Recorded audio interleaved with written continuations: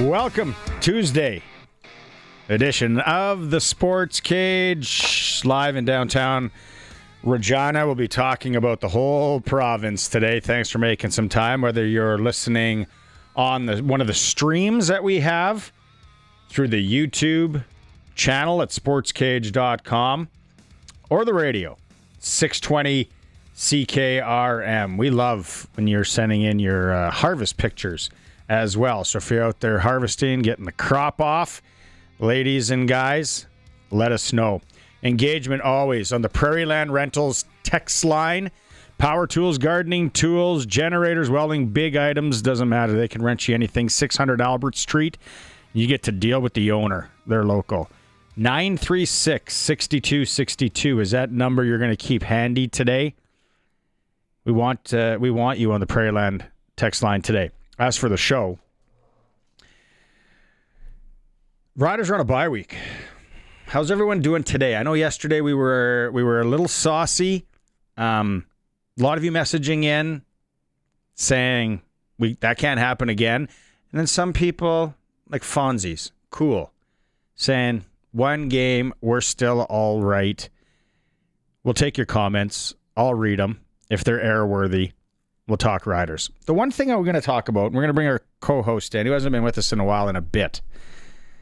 High school football is buzzing right now around Saskatchewan. We're big. We're a big high school football province. There's no doubt about it.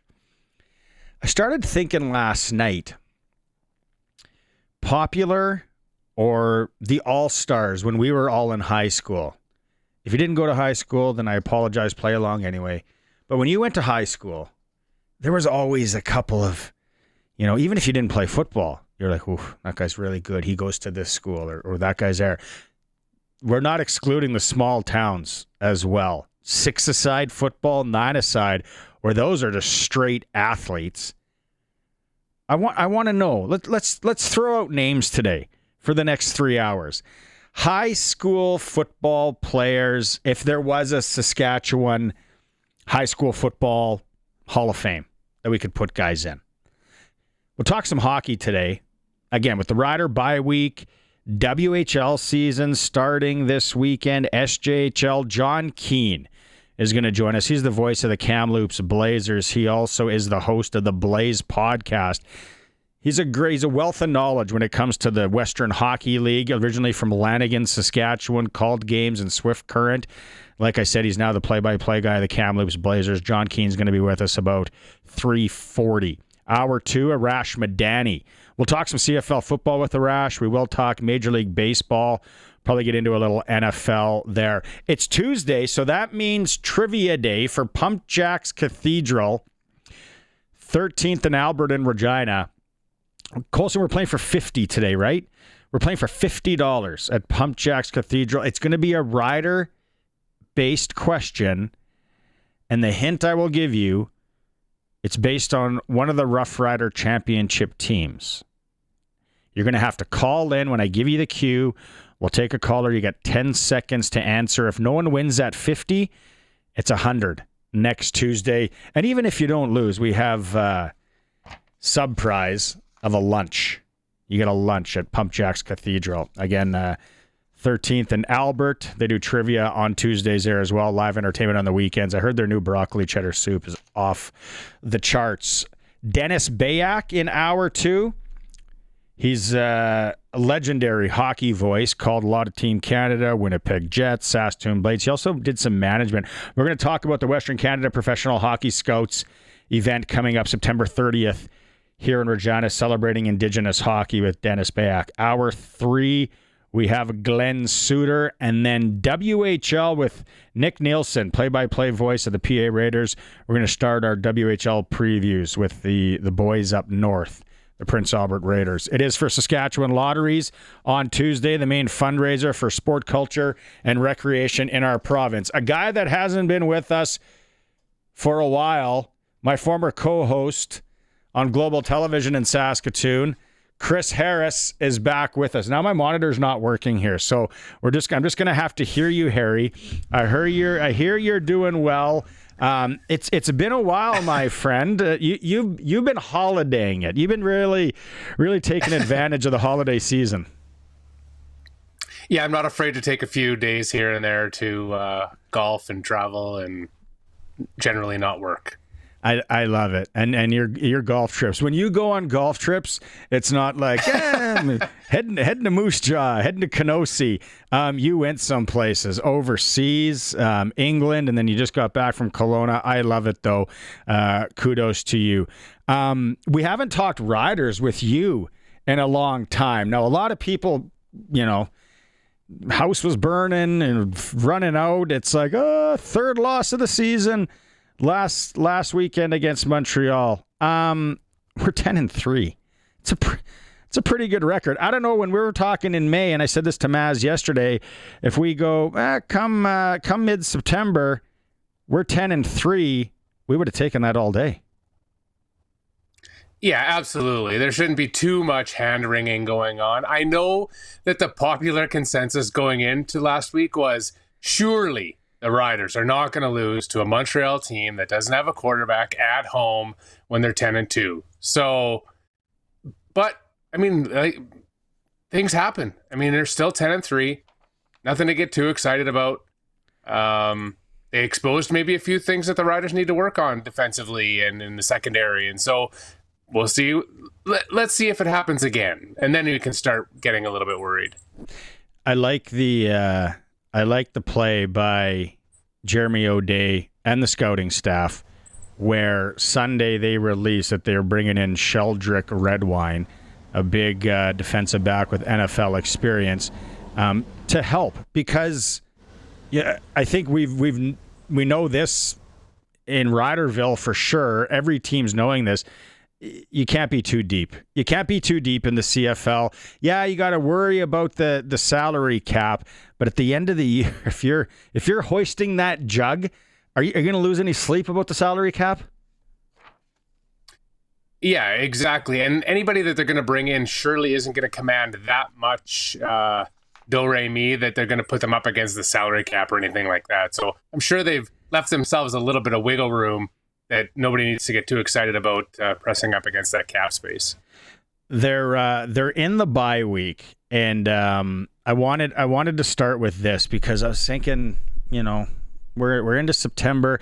I know the last time the Riders went on the bye, and Luke talked about this, they were in Montreal, and it's like, what a great place to start a bye week, where easy to get out, easy to fly home if you're from down south, and then Montreal's just an absolute buzzsaw of a city as well. But and Luke talked about how they would stick around here and they would go fishing and they'd go find a cabin somewhere and they'd go do that, much like you're up north right now.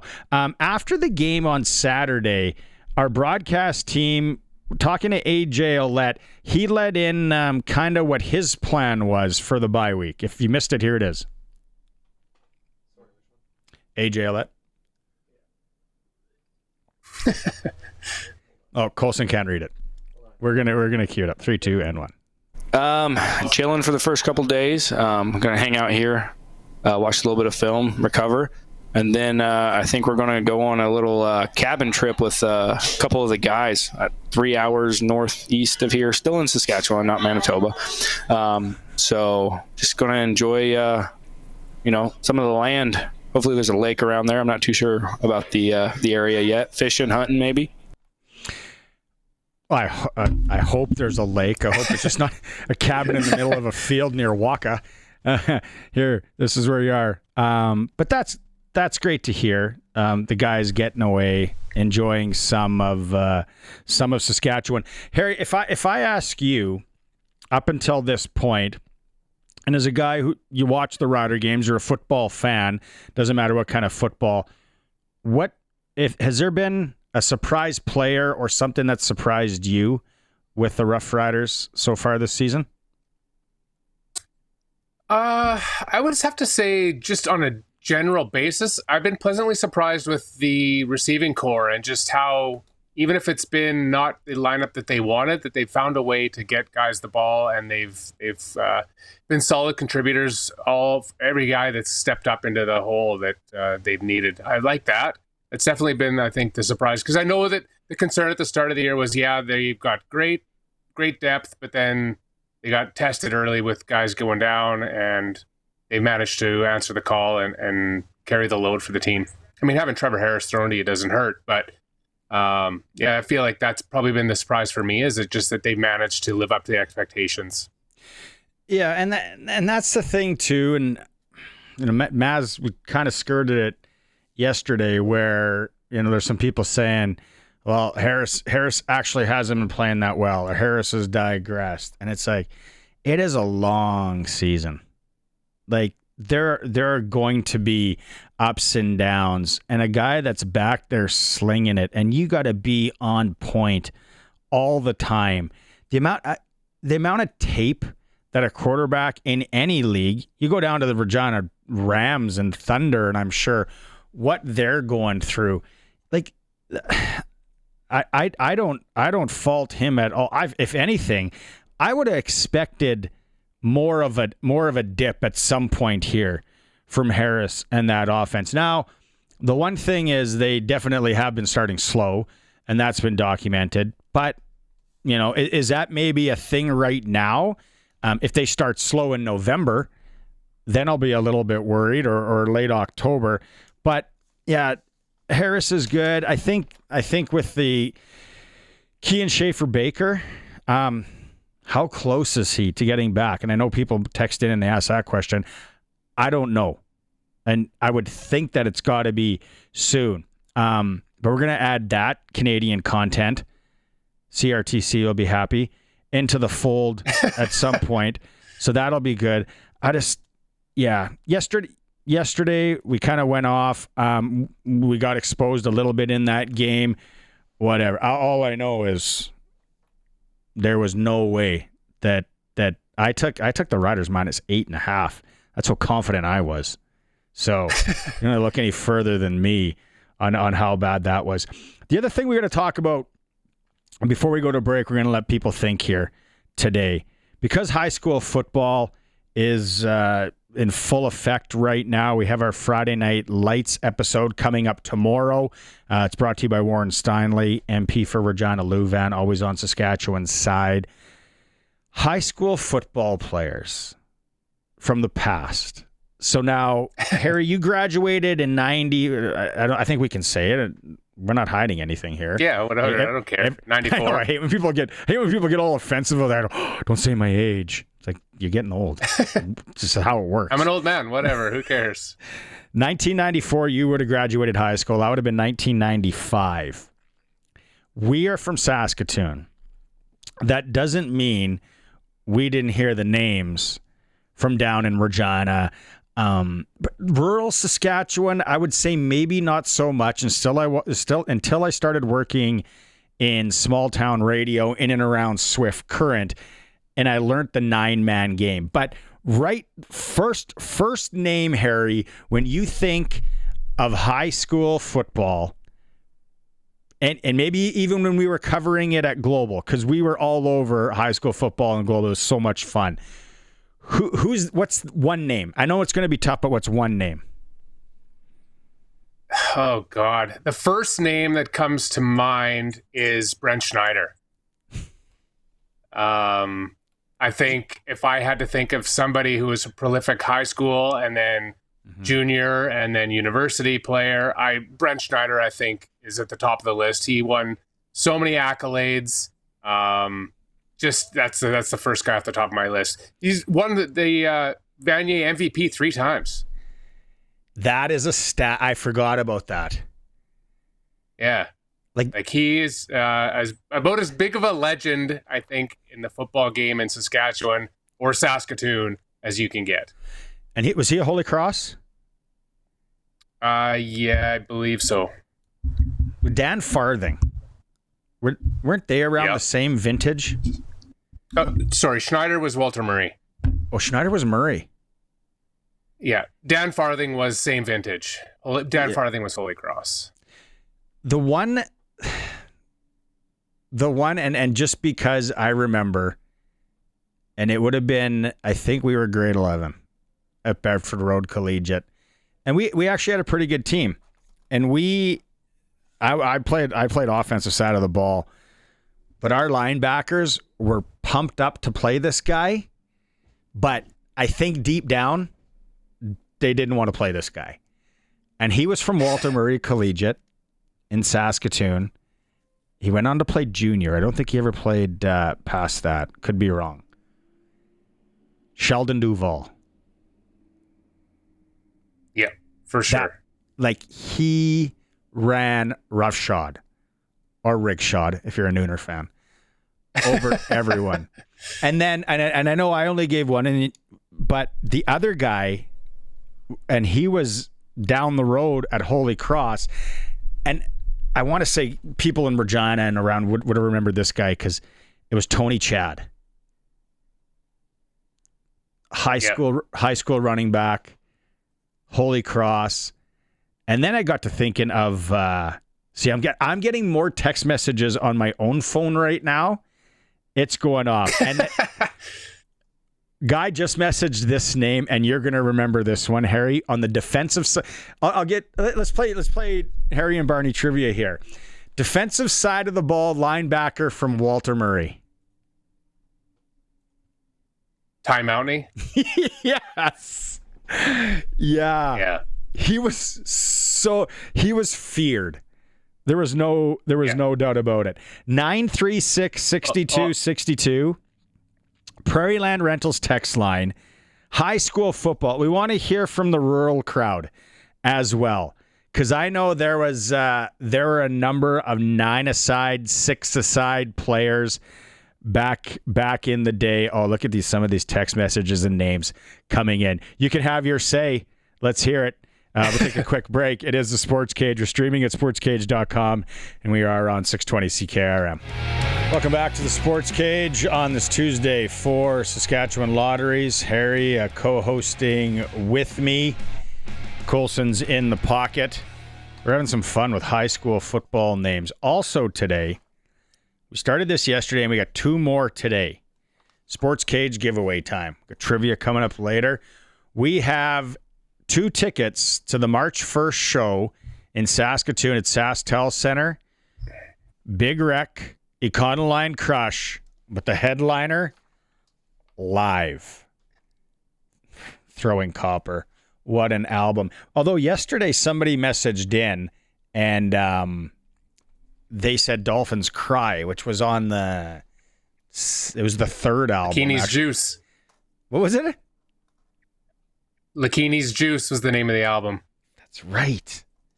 Dolphins Cry was a decent song. There were a couple of good ones on that one. Yep. But 936-6262 throughout the day. Again, today you got to let us know your favorite live song or Big Wreck song or Econoline Crush song.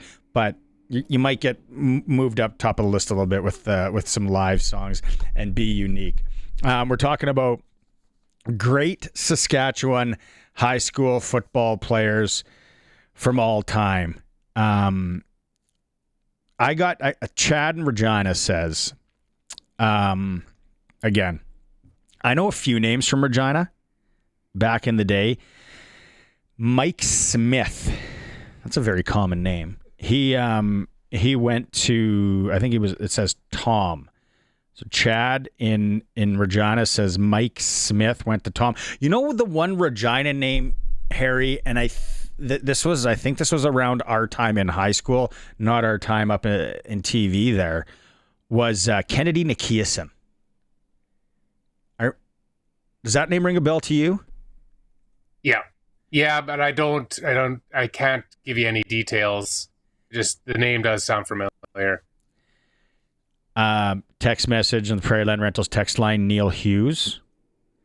Yes, another had a great football career around Saskatchewan.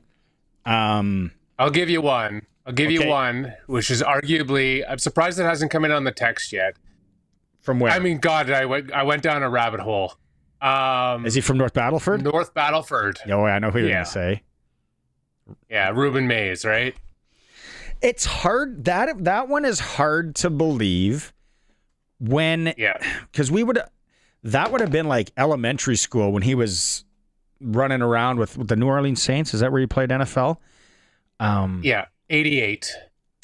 Like, I couldn't wrap my head around, even into the 90s, on how this guy from North Battleford, Saskatchewan, was playing running back in the NFL.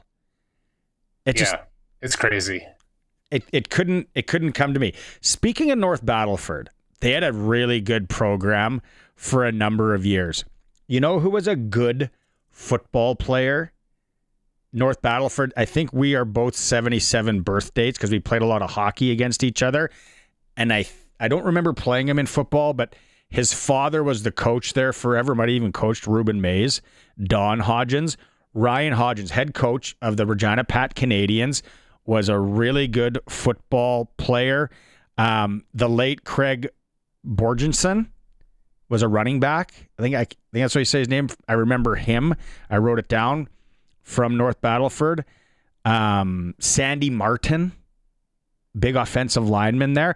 And then your buddy, wasn't he from North Battleford, Neil Sandecki? Yep. Yeah, he's from Battleford, yeah. He was a safety, defensive back. He went on to play junior. Did he play college? No, just Hilltops. Yeah. North Battleford had a really, really, really good football program. Prairie Land Rentals text line, Tyler Sievertson from Evan Hardy. Yep. How come I don't remember that name? He was a running back. Really good. Yeah. I can't remember if he went on to play. And I'll give you another one. We'll move forward a little bit. This goes back to our global days. This is a guy who had so much potential, but was riddled with injuries, and he had the worst luck with injuries. He went to Aiden Bowman. He rushed for 321 yards in his final game as a senior. He went on to play U of S, but then he also ran into more injuries. He broke his ankle in grade 10. So he played as a grade 9 kid, as a running back, as a starting running back on the senior football team. Wow. Broke his ankle, missed 2 years, then rushed, had a great senior year, went to U of S, got hurt, only played 8 games there in his career because I think he had knee issues. Mark Klaus. I remember that name. Yeah. Yeah. Really. He's kind of one of those guys that's like, what could have been? And then I think the Huskies hoped he would lead their program, but he was just one of those guys that just had the worst luck when it came to injuries. Playing running back in grade 9 football, and I know what happens, and I'm sure it happens more so in the small towns where, you know, they don't have a ton of bodies, but that's a tough ask in 12-man in City Evan Hardy, a big school. Here's one, Harry, and I think this would have been our global days, and I just totally forgot that he went on to play for the Saskatchewan Roughriders. Holy Cross Crusader, I'm almost positive. You'll correct me if I'm wrong. Slot back, Scott McHenry. Yeah. Played at Holy Cross. Played Huskies. Receiver? Did he play receiver at Cross, or was he was a like running tight back? end. Tight end. Yeah. Yeah, he went on to a nice career too with the Huskies. Yeah. He was a CFL. Regina. There's so many. Some Regina guys texting in here on the text line. Connor Cisco, Jared Fry, Chris Rasmussen. Looks like those were Winston Knoll. I think sorry, go ahead. I think your biggest Regina guy has to be Scott Flory, no? Is he from the city of Regina? He went to high school at Regina Leopoldus.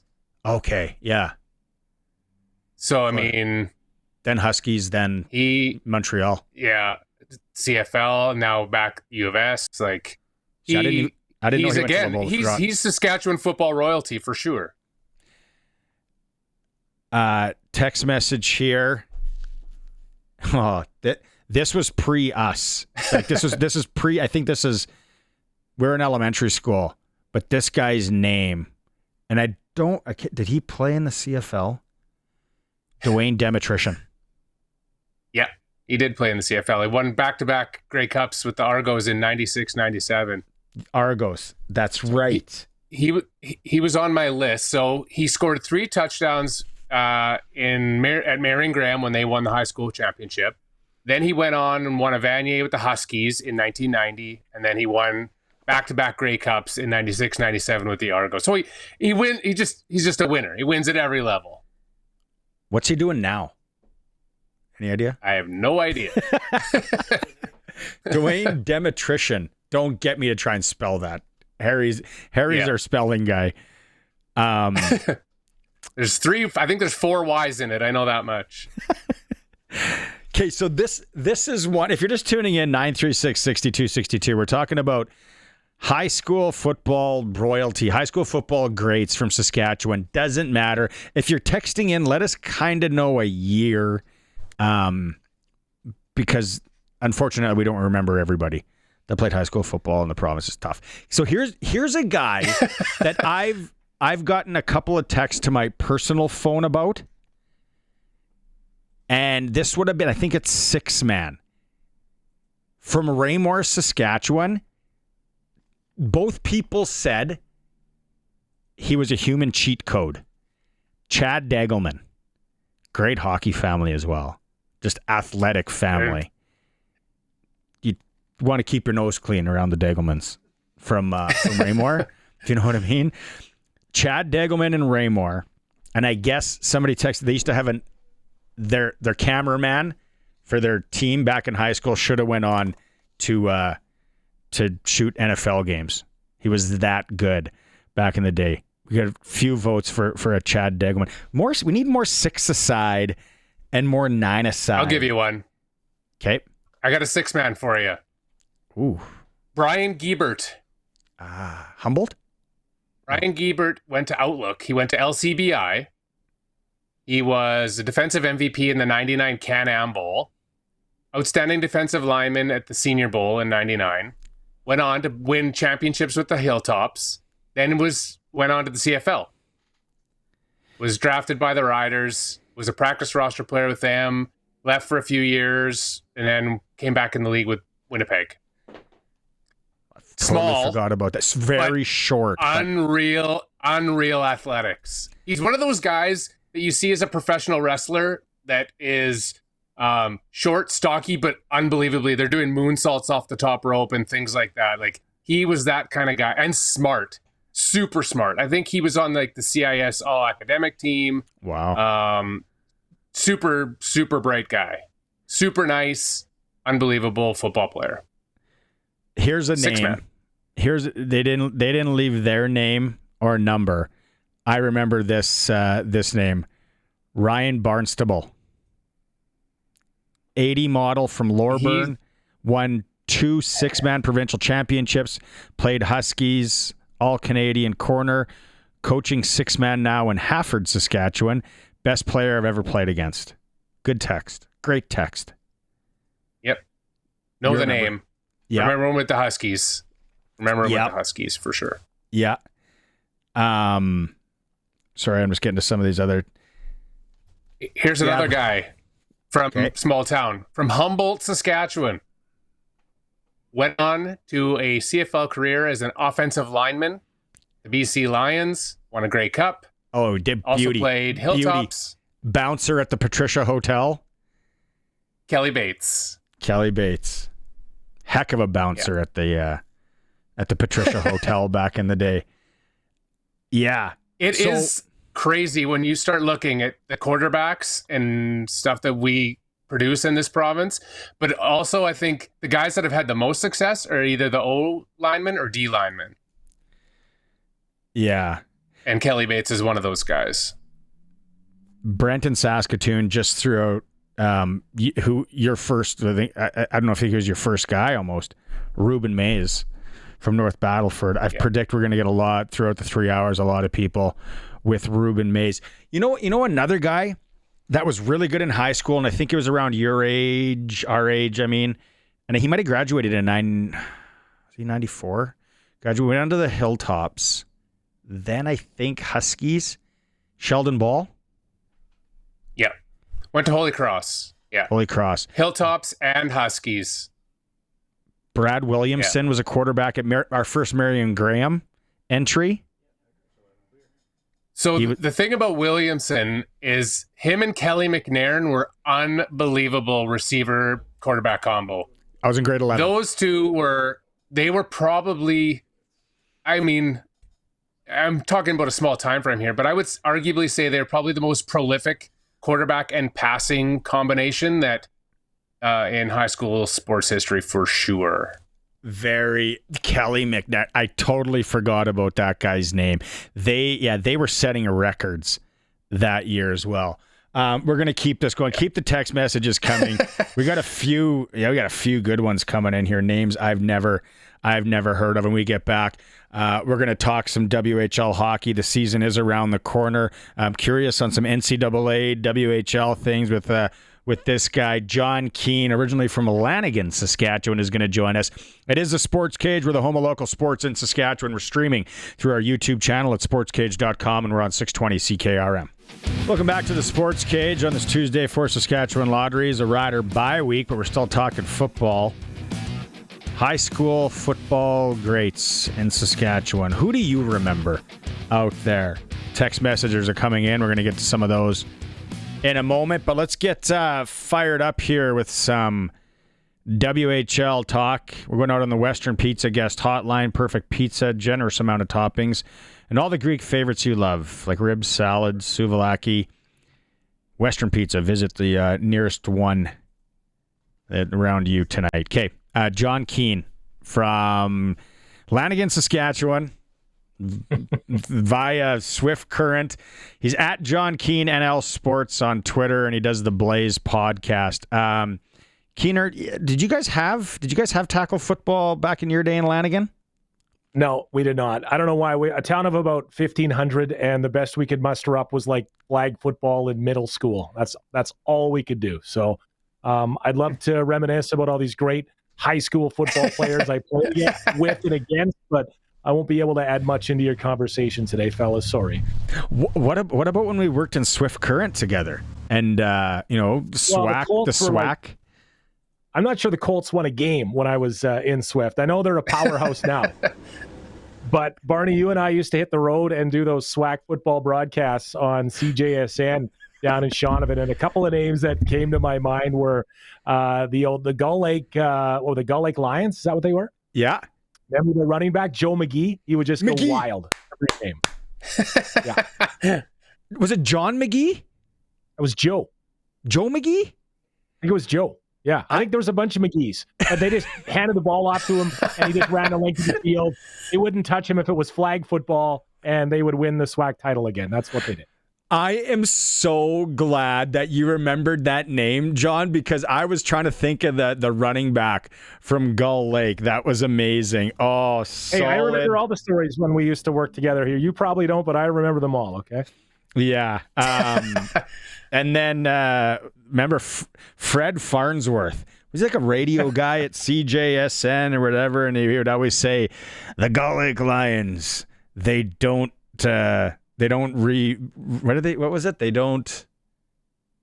rebuild, they reload. Yeah, they don't rebuild, they reload. Yeah. And they were a powerhouse.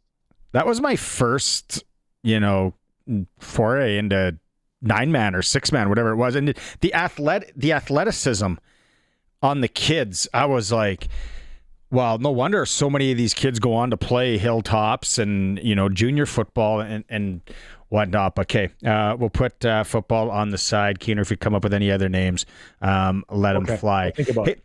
This is, how many years have you been calling Western Hockey League action now? It's like 22, 3, I don't know, something like that. Yeah. This year a little bit different in the fact with this NCAA and the McQueens, the McKennas, and so on, Reshneys, all that going down. Is it different, and are you seeing the change where there's so many Americans now coming up to play in the league? Yeah, there, no doubt. In my time, this has been the strangest offseason. You know, you're so used to knowing what you're getting back, and the only real hurdle you had is if the NHL team was going to keep your player at 18 or 19. Otherwise, you knew that he was coming back. And you know, it's there's some wins and some losses, you know, throughout the league. You know, you mentioned those names as well.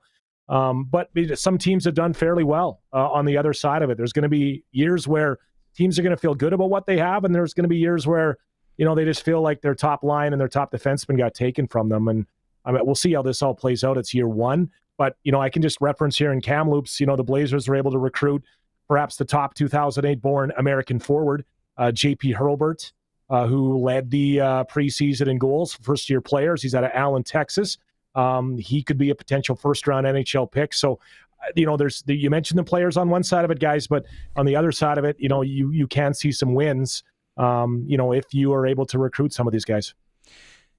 Yeah, that's a definite. You know, as you get into the season here, and you had camp with the American kids coming up, families, and I'm sure, you know, Kamloops is a nice place to lay your head for sure. But you mentioned a kid from Dallas, Texas.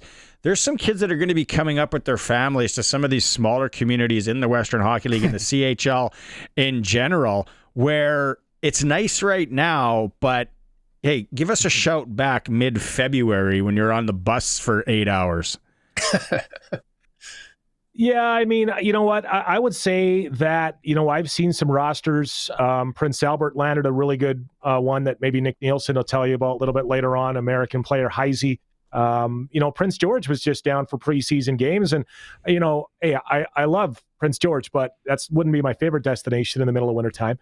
They had, you know, 3 or 4 Americans as well on their roster. So that's one of the furthest outposts you could imagine. And some of these franchises have done pretty well so far, at least getting in the camp. And, you know, if they're talented enough, signing that WHL contract. John, do you think that this exodus and this concern over this will just be a kind of a flash in the pan and we'll lose momentum over once a few years have gone by? Or do you think it's sustainable and this is the future now? I don't know. That's a good question. We really don't know where this is going. And at some point, you'd have to think that Hockey Canada will say enough is enough of our top 18-year-old players leaving our country and going to play NCAA. I just don't see that as a permanent thing that Hockey Canada is going to swallow for the end of time. So how do they counter that? What do they do? Is there some sort of monetary, you know, number available for some of these players if they play World Juniors, let's say? Is there money on the table for some of these first-round draft picks to keep them at 18, 19? At some point, you know, push is going to come to shove and say, hey, we can't have our top guys going. Now guys are, you know, maybe even speeding up that high school process, so they could be eligible. You know, we see Keaton Verhoff at 17, who will be a first-round NHL pick, go to UND from the Victoria Royals. So I think at some point it's going to swing back the other way. But it's just a matter of what are they going to do to counteract sort of this free-for-all that we're seeing. And, you know, I'm not saying it's good or it's bad, guys. I mean, I didn't sign up for the top players in the WHL to check out at 18 or 19, you know, but I think we're going to see, you know, some sort of counteractive measure that'll go in place here in the next year or two to try and retain some of these top guys. Verhoff's only 17 and he's going? Yeah. Because one of the things I was going to ask is there an age limit to be attending in NCAA? You have to be eligible for NCAA school. Like you have to finish high school and be able to get your grades and submitted, right? So you need to actually be finished high school. But that said, you know, we're seeing some players and some people sort of expedite that high school process so they can be eligible quicker. And that was kind of my next question was, what is it going to take for the pendulum to swing back the other way? Is it going to be a financial thing? Like, is the CHL going to have to become creative and think of ways to incentivize kids to stay? Like, what is Have you heard anything in terms of just even anecdotally, like, hey, what about this? Is that kind of out of the box thinking in order to retain these kids? Well, I mean, just for example, I mean, money is talking a lot here, guys. Like you can talk about, I'm sorry, you can talk about Gavin McKenna and Medicine Hat and what's the best developmental path and all that stuff. But when someone lands a $750,000 American check in your agent's pocket, I mean, what are you going to do, right? And some of the going rates or some of the other players, maybe some of the depth players that have left, I mean, the number isn't known for sure, but we're talking probably $40,000, $50,000 for some of these other guys. And you know how expensive hockey is through the academies and through all of that here. If there's an opportunity, money talks, guys. If the competition down the street offered you, $30,000 more, you probably take it, right? I mean, that's just life. So I think when it comes down to it, dollars are going to be dollars. So do you compensate players? Those World Junior tournaments make a lot of money when they're hosted in Canada. Yeah. Is there a bit of a fund there that could be tapped into to say, okay, we can maybe compensate some of our players if they make Canada's World Junior team, or look at some other creative ways to try and, find a way to retain some players, even if it, costs some dollars. John Keen's John Keen's joining us on the Western Pizza guest hotline, voice of the Kamloops Blazers, and he also does the Blaze podcast. Harry, go ahead, because I can leave mine for last. I guess in that vein, what about, and this has just popped into my head, so I haven't fleshed it out. What if they made it prohibitive if you weren't playing in the CHL to play on the World Juniors? Would that be punishing Hockey Canada? Would that be punishing Canada's junior team? Or what if that was a wrinkle or a caveat where if you're playing south of the border, you're ineligible for World Juniors? Yeah, it's something to look at, right? But I just don't know. You have to look at, what's the unintended consequences of that, right? Like, obviously Canada measures our value as a nation of winning gold medals in the Olympics and World Junior titles for whatever reason, right? This is our game. It's our identity. And I don't know if you want to start getting into that, but there seemed to be a lot of money around the COVID times for sport and things like that from the government. This is just me saying this, if hockey is so important to our national identity, well, then maybe it's on some sort of government dime to support this. These NCAA teams have huge financial backing. I mean, a lot of it is from taxpayers. A lot of it is from their state or whatever, or municipal. A lot of it's from donors, from the alumni. These junior hockey teams don't have those sort of deep pockets when it comes to raising things up. So this is just throw things on the wall and see where it sticks, but we'll see if there is some changes on that front. Last one for me, John, here is I was following your Twitter thread the other day, and very interesting. I think it was Jeff Merrick that are you hearing, correct me if I'm wrong, that the CHL is starting to maybe play a game where NCAA scouts and not letting them into rooms or access to teams in some places? Well, I think what they've done is they've left it up to each individual team to decide the access that NCAA recruiters have. And the story you're referencing was, some teams in the CHL will no longer be providing a scouts pass or a game pass for some of these recruiters. Do I think I don't think that's the right way to go about it. They said they want to say, hey, buy a ticket if you want to watch these players that you're after. But I think what I think a lot of people are taking exception of is, you guys know how sacred a hockey dressing room is, right? I mean, yeah. It's sacred ground. And I don't know, maybe they do this in the USHL or the NAHL or one of those other, we call them 4-letter leagues. But I don't know if you just march in and say like, hey, with your clipboard and be like, just right after the coach is done and be like, Stevens, Thompson, come with me. Like, I don't know if that's the way they do it down there, but I know heck that they don't do that way in the Western League. Okay. So I think that's what we were seeing. We were seeing some of these recruiters like just kick the door in and be like, hey, I'm here to save the day, everybody. Come chat with me out in the hallway. So I think that's where we saw a lot of these issues, that we're seeing a reactionary approach from the CHL. Okay. And then last one. This is a quick one. Do you think Maddox Schultz and his agent have been approached already? Well, I mean, I think there's a certain age group where you're not allowed to approach someone. I think it's something about their 16th birthday. I don't know the legalities of that. I'm not versed on the NCAA recruiting side based on my junior hockey loyalties, but I'm sure. I mean, Landon DuPont down in Everett. Yeah. I mean, obviously there's going to be a lot of talk over the next few years here to see where it goes. Always a pleasure, Keener. Thanks for making time. We'll have to do this again quick. Safe travels as you get the season fired up there. We appreciate it. And thanks again for dropping Joe or John McGee's name. That saved me a lot of head work there. I'm happy it didn't take me much longer here because, I'm probably already 2 holes behind. I got to go catch up to the group here. So I'll be the guy running down the fairway with the golf clubs here to catch up on the 3rd hole. There he is, voice of the Kamloops Blazers. He also does the Blaze podcast at John Keane NL Sports on Twitter. He's always got the scoop. He's a great follow and former color commentator of the Gull Lake Lions and Shaunavon Shadows and CJSN. John Keane. We'll go to break here. It is a Sports Cage. We are streaming at sportscage.com and on 620 CKRM. Sounds like Zach Collaros was limited at Bomber practice today. Let me Chris Strevler starting again for the Bombers, probably. Grey Cup odds. If you missed it, the Riders favorite at 275. Hamilton next, and then Calgary. Major League Baseball tonight. Blue Jays, Tampa Bay Rays. Again, the magic number now for the Jays is 7. High school football. Highway 22 in Lemberg, 4 p.m. Lemberg, in their 2 games, they've outscored their opponents 142-14. There's a stat for you.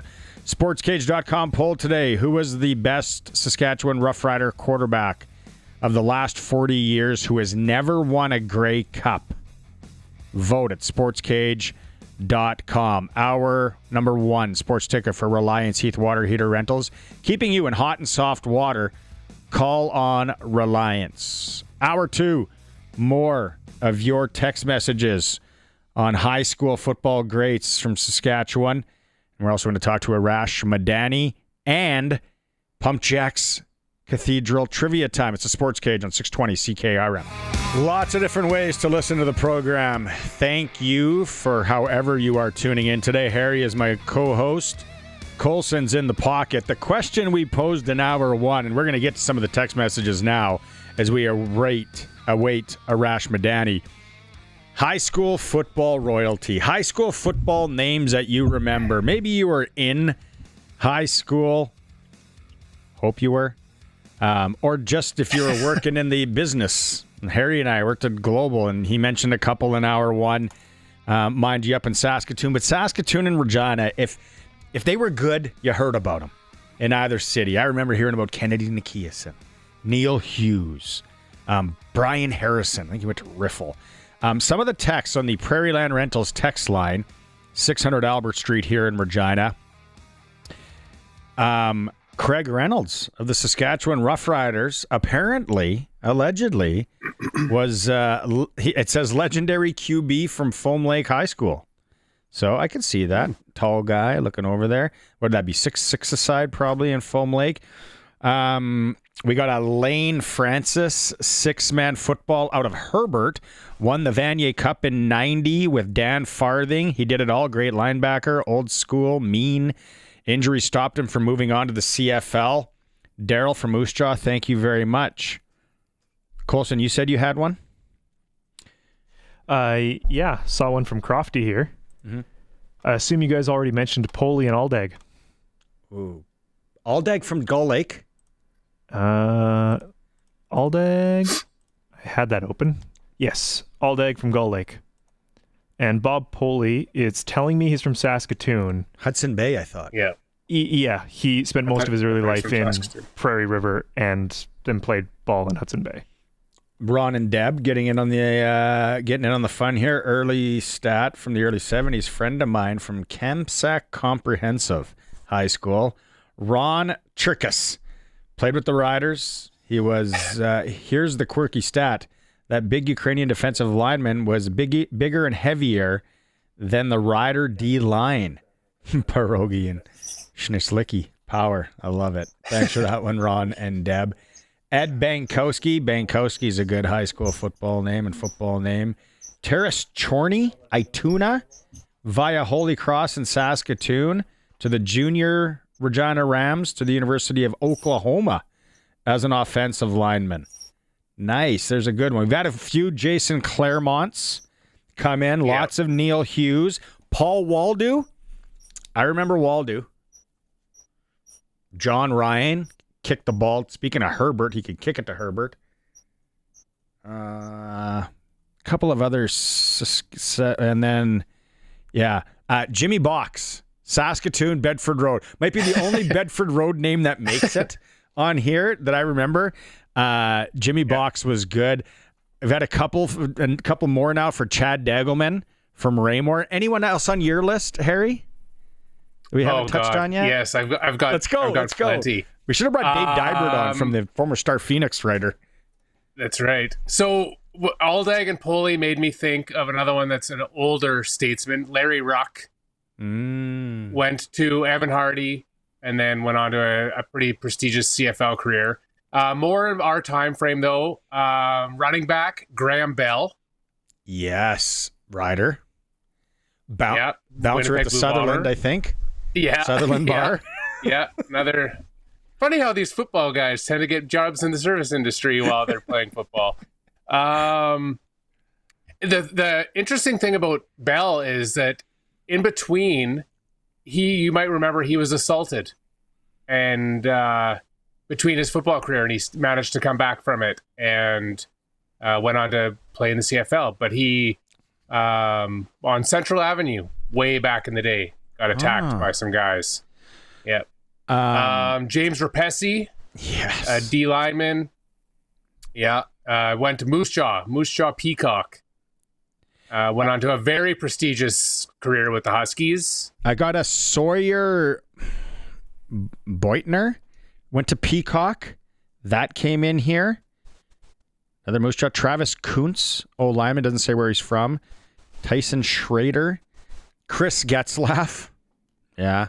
Yeah, Chris Getzlaff, yes. The other thing that I noticed in looking at, when I was talking about quarterbacks early on, it seems that the Huskies seem to have a legacy of Saskatoon-born quarterbacks. So if you go back, you've got Schneider, and then you've got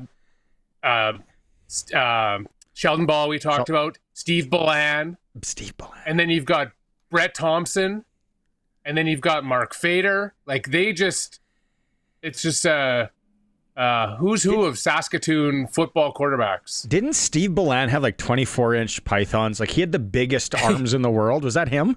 He looked like a linebacker for sure. Yeah, he was a big fella. Yeah. Mason Nias who we're going to have on the program tomorrow in Regina, and then he went to the U of S.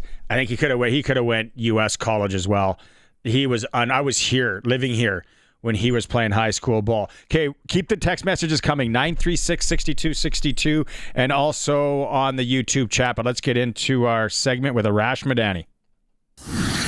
It's time to go coast to coast with Arash Madani for Smart Investing Solutions. Be smart with your money. Call Brian Gawley at Smart Investing Solutions, 546-2533. Rider bye week, Arash, and Hold on. As somebody who attended Graham Bell's wedding, that is the first time I have ever heard him in the same conversation as Jason Claremont. I'm just saying. Okay, like Claremont's like Canadian football royalty, and Graham, at the end of Graham's wedding, I remember thanking the bartenders. There was two of them. God bless them. And they said, if we knew what tonight was going to be like, we probably would have had 8 bartenders on staff. So where was the wedding? It was in Edmonton. So Graham and his wife Ange have set up shop in Edmonton. They have 2 kids. Graham has a as another child from a previous relationship. Graham's doing well in the real estate business. I was going to say he's probably not bouncing at a bar anymore. He's probably okay. No. And Harry, I remember that like vividly because he was playing for the Bombers and he was trying to break up a fight when he got not sucker punch, but somebody just whacked him with a baseball bat. It was horrible. Yeah. But we now bug him all these years later that now he has an excuse for why he's brain dead. Previous to that, there was no excuse. So, yeah. Okay, let's start with the CFL then, Arash, Yeah. and let's start with Saturday here at Mosaic Stadium. It was a rainy day. The rain kind of held off for the football game. Now, I don't want you to be. I said this yesterday in the show.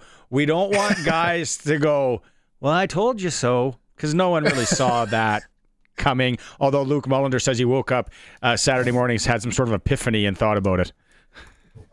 I'm trying to be objective, but I'm still pissed because I had a 4-leg and a 5-leg parlay that got crushed by the Riders as the last leg of the parlay.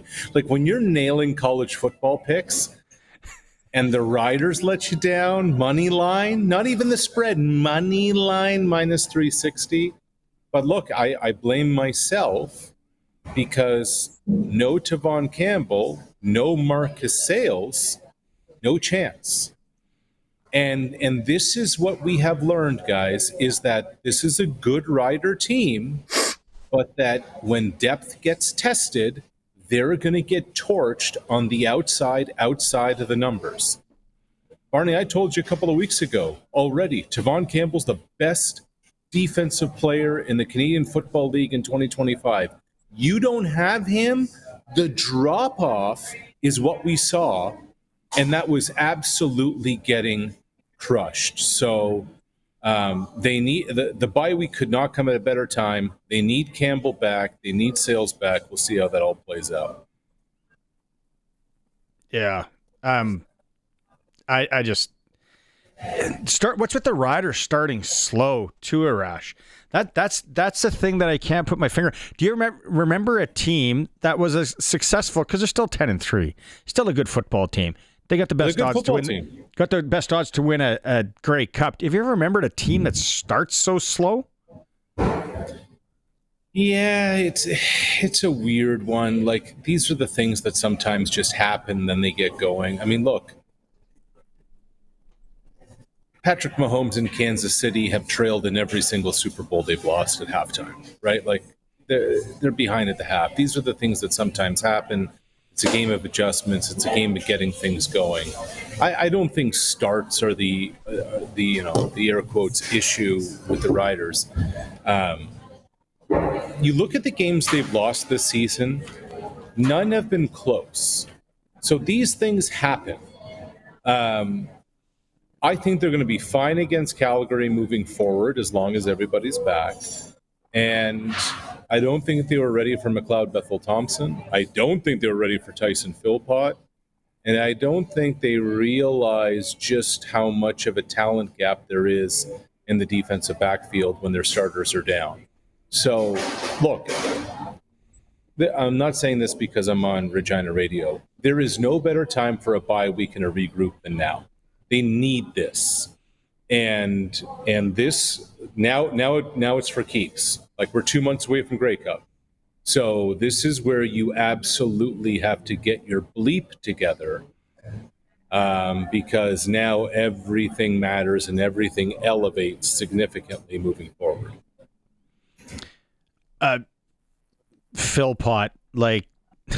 That's a big number. What was it again? 238 or something like that. That's like that's old school, right? I'm trying to think of the last time maybe it's because I don't watch that close. McLeod Bethel 370, but Philpott, what a day for him. Yeah, and okay, so first McLeod, not only 370 but 20 of 26, so he's efficient. And I've been thinking about this with Philpott. Like, this is the best way to put this into context in what you saw. That is the second biggest receiver performance in Montreal Alouettes franchise history. Like number 2 all time. And the best was set in 1956 by Hal Patterson, who, like, if you know CFL history, is like Hal Patterson in Montreal is what Ron Lancaster is in Saskatchewan, without exaggeration.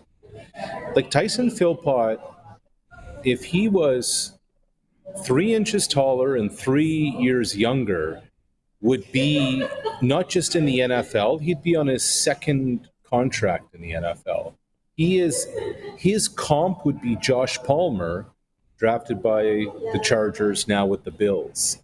Philpott has made big-time plays in the past. Colson, I don't know if we have it. Remember the Grey Cup in 2023?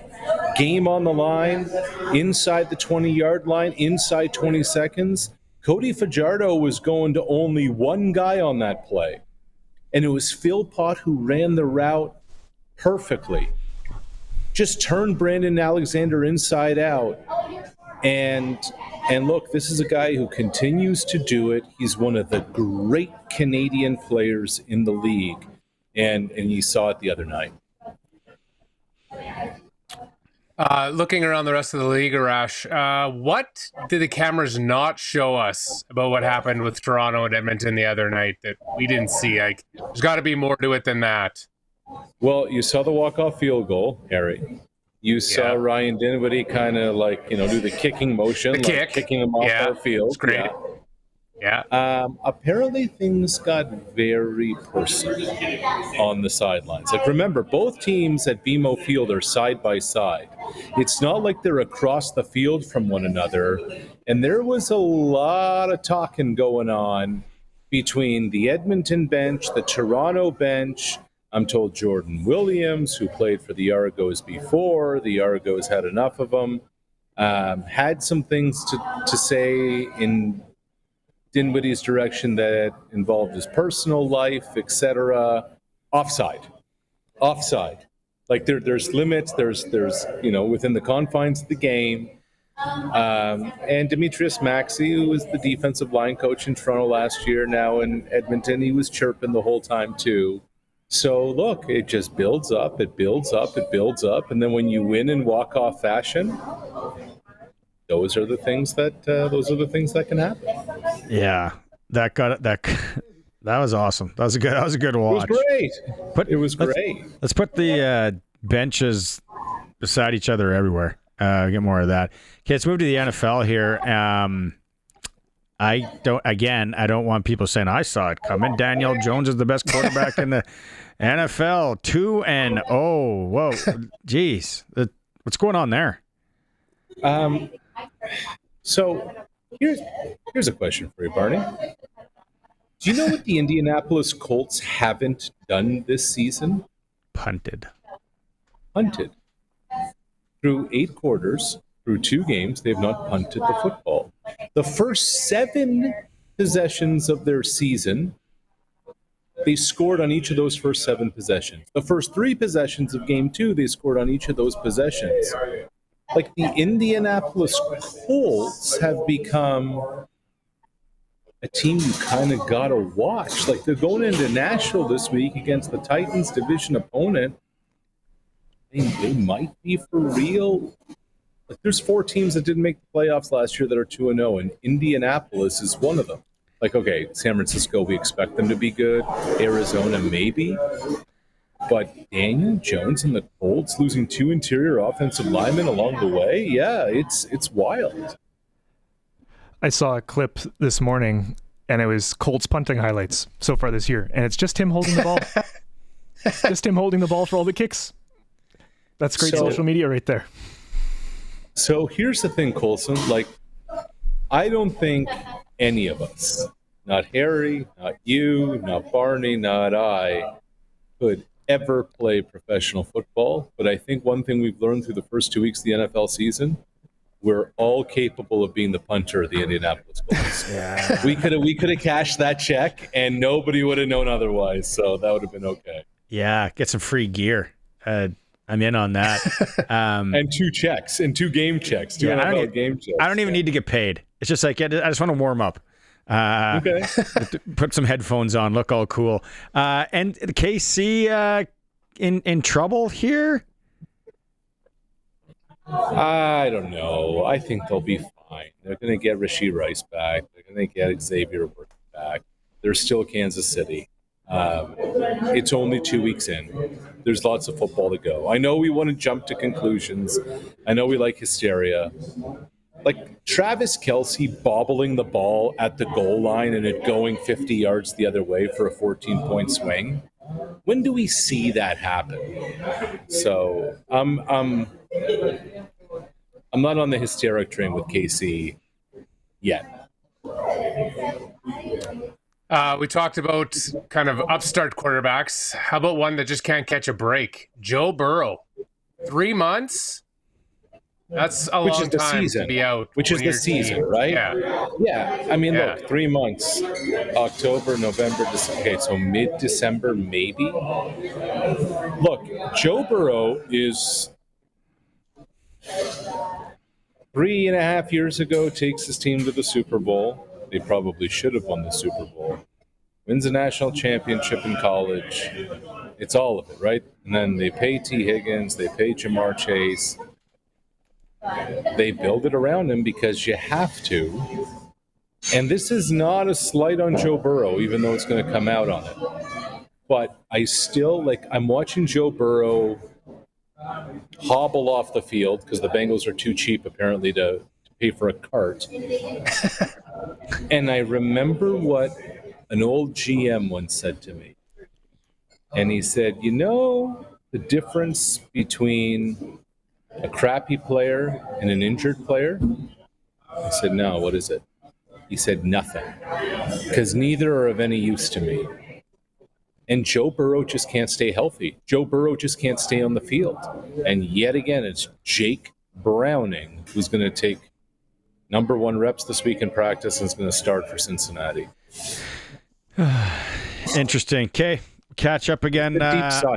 That's a good deep sigh, by the way. Catch up again. Hey, I didn't have a good week on the lines as well, my friend. Got to regroup on things here. I won't talk to you on Thursday, but the guys will. And then you and I will reconvene next week. Okay, boys. Have a good one. See you later. Coast to Coast with Arash Madani for Brian Gawley. Smart investing solutions. Be smart with your money. And call on Brian. Yeah, that Joe Burrow thing. I feel really sorry. Tegan Whitco's a huge Cincinnati fan. Going to a game this weekend in Minneapolis. Both quarterbacks out. Yeah. That's not right how that goes down. Okay. We got Sports Ticker coming up, Colson. And then, do you want people to call now? And we got Clutch Performer. Pump Jacks Cathedral Trivia. You want to win $50 to Pump Jacks Cathedral? Now is the time to start calling. 936-6262.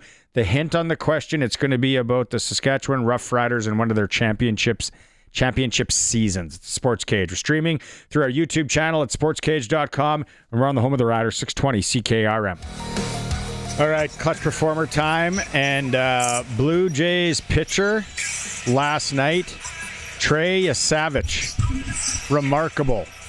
9 strikeout debut during 11 innings, 2-1 win over the Tampa Bay Rays. Not a bet, 22 years old. Get in there, start, win the game. Are you on the Blue Jays thing, Harry? Not really. I can appreciate it, but postseason. I'll pick it up postseason. Yeah. I hate 162 games. I can't stand it. It's hard. It's just hard too to much. But, so Trey Savage is our guy. Clutch Performer for Nick Service in Emerald Park, your local Massey Ferguson, Challenger, Rogator, Gleaner, and Fent dealer. You visit them. I know a lot of you are out there combining, getting the crop off. Still this hour to come. We're going to go to break. We're going to break right now, Colson? Or are we going? Going to break. Colson says we're going to break. Then we're coming back with Pump Jacks Cathedral trivia, now's your time to call 936-6262 if you want to play along. Up for grabs, $50 at Pump Jacks. It's a SportsCage, streaming at sportscage.com.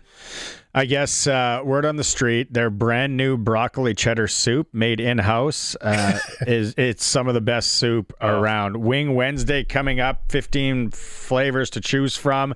Live entertainment every weekend, and they have trivia tonight at Pump Jacks, Albert and 13th. All right, we got Ryan on the phone from Sintaluda. Ryan is ready to play. Are you ready? You got 10 seconds here, Ryan. Are you queued up? Are you good to go? Yeah. All right. The question is, you going to hit the ticker, Colson?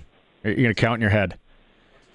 What was the Rider record, their championship season of 2013? You got 10 seconds. What was their regular season record?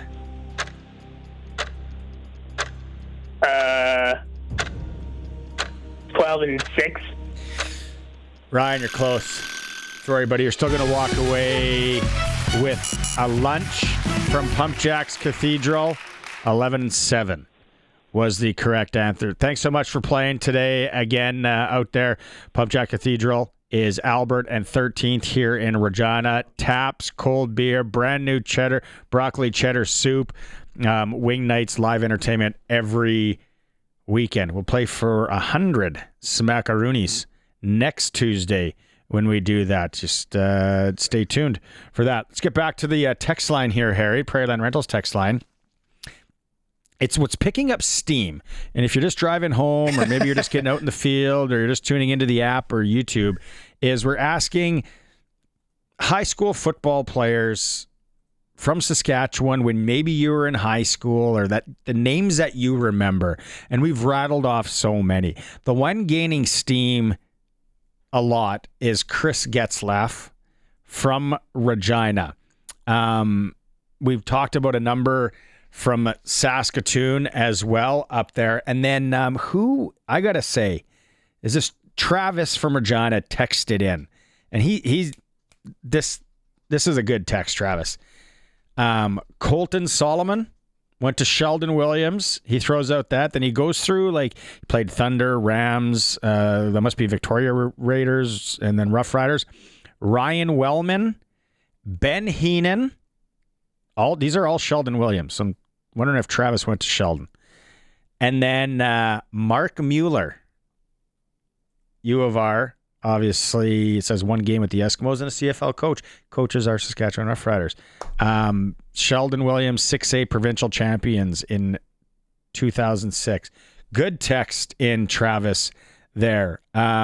Georgie Porgy and Pilot Butte. He's going mid 80s here. Maurice Elfenbaum. Okay, good one, Georgie. That's the first one for Elfenbaum on the list. Holy Cross Crusaders. Yeah, Sheldon Ball again, up in Saskatoon. Mason Nias again, Regina kid, Riffle, then went to the U of S. Harry, who else do you have on your list? You can even, because we're halfway through the show now, you can go back to some of the ones that we've mentioned already. Ruben Mays, North Battleford has been the big one. Right. Some of the other big ones was Kelly Bates, CFL career. We talked about Brent Schneider. I'll throw him out again. 2 Vanier Cup MVPs. I think he's the only Canada West guy to have ever done that. Who else do I have? John Farthing, Dan Farthing, Farthing Boys. Yes. Also impressive post-secondary careers. Scott McHenry, we mentioned, was a stud in high school for sure, and was scooped up by the Huskies and was also very effective with them. Had a cup of coffee in the CFL as well. Dwayne Demetrician. Dwayne Demetrician. A name that came up, there's his bio. Saskatoon, Saskatchewan. Another name. Oh, I was wrong. There's only 3 Y's in there. I don't know anything about this guy, but the name popped up a lot. Was Errol Brown. Yeah. Went to Marion Graham. He was a secondary. He's a defensive back, but he was the MVP of the Canadian Bowl the year that he played in, or sorry, the Senior Bowl the year that he played in as a high schooler. One of those guys that also stamped out an impressive high school career here in Saskatoon. We went to six aside, 9 aside. We like that too. We had Elaine Francis from Herbert came in. A number for Chad Degelman from Raymore. He must have been an absolute weapon out there. Ryan Barnstable. We had 2. I think he played in Loreburn. Let's go to the one Texas. He won a 6-man provincial championship there. I like the one that you said. Brian Giebert. Brian Giebert. Yeah. Yeah. He was so good.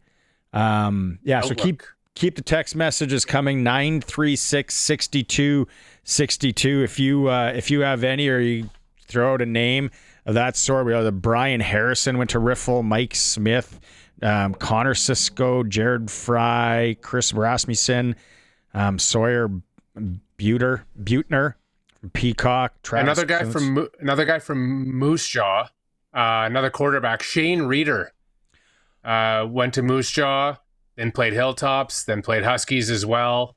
Again, the amount of homegrown quarterbacks this province has produced is crazy. And that I'm not even touching Regina. That's just my knowledge of Saskatoon and a few guys that were from other towns. But I couldn't name you one from Regina because I didn't grow up in Regina. But just the ones from Saskatoon alone are staggering.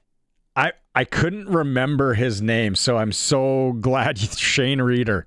And he was from Moose Jaw. Yeah. Okay. Yeah. I totally remember him. Great career. With Sheldon Ball, Steve Balan.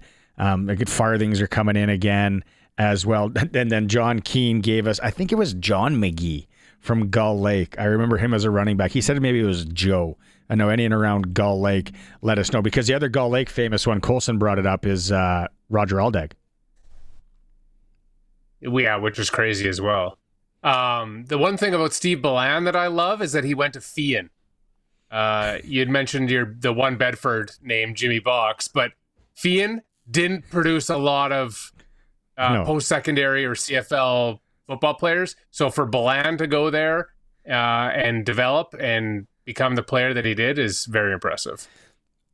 Yeah, I think Fian, they use their football field as a parking lot more times than not. They're more proud of their their theater. They had a theater in their school. Ron and Deb again in Pigeon Lake saying one more from Sheldon Williams, Steve Mazurek, and then don't forget Roger Aldag from Gull Lake. We did mention Mr.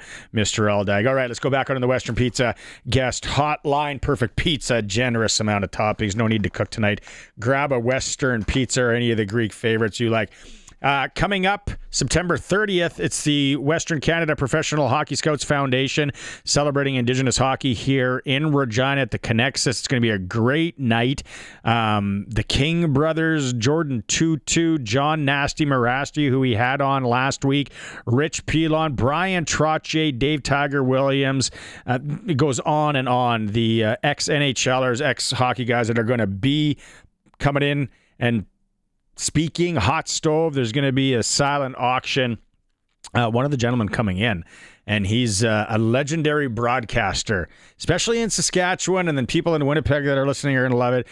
Dennis Beyak is back on the Sports Cage. Sorry to pull you off the golf course today, Dennis. What's the handicap at these days? It should be way down, but I'm not even going to tell you what it is because it's not. There's no connection between how many games I play and what my handicap is. I love it. Hey, this is going to be a great night coming up here in Regina. I'll go back. I caught the end of your previous conversation. Okay. Did you guys mention John Konahowski? No. No. Dave That's a Pickett? first. No.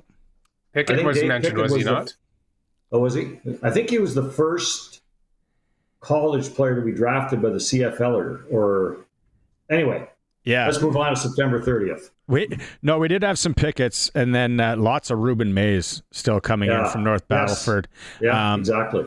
Yeah, it's going to be a great night at the Connexus Arts Center. Tickets still available. Tables, because of Boss Lubricants, are down to $1,100 for a table of 8, $150 if you want to go. This event, Dennis, and I know you've been around the Western Canada Professional Hockey Scouts Foundation, just what they do and scouting in general. You know, your time in the game, whether it's broadcasting on the management side. You know, if you had to sum up how important these scouts were and what these guys meant and how it is now they're giving back, what would you say? Well, there's two parts of it for me. First, when I was starting off in broadcasting in Flin Flon in the Western Canada Hockey League at that time, they were so generous of their time because we needed to fill intermissions. And what you'd do is you'd make the tour around the rink 45 minutes before the game and see who was there. And you got to know them a little bit, and you would ask them if they would come on your broadcast, and they would volunteer their time and come on. And it wasn't like today where they can keep up with their NHL teams on a very regular basis. They can watch the games, they can listen to the games, they get everything they want on social media. Back then, it was, I would ask them about their NHL teams, but they really, they gave us good answers, but it wasn't like today where they could watch the games. So that was the first part of it. And they were all very generous of their time.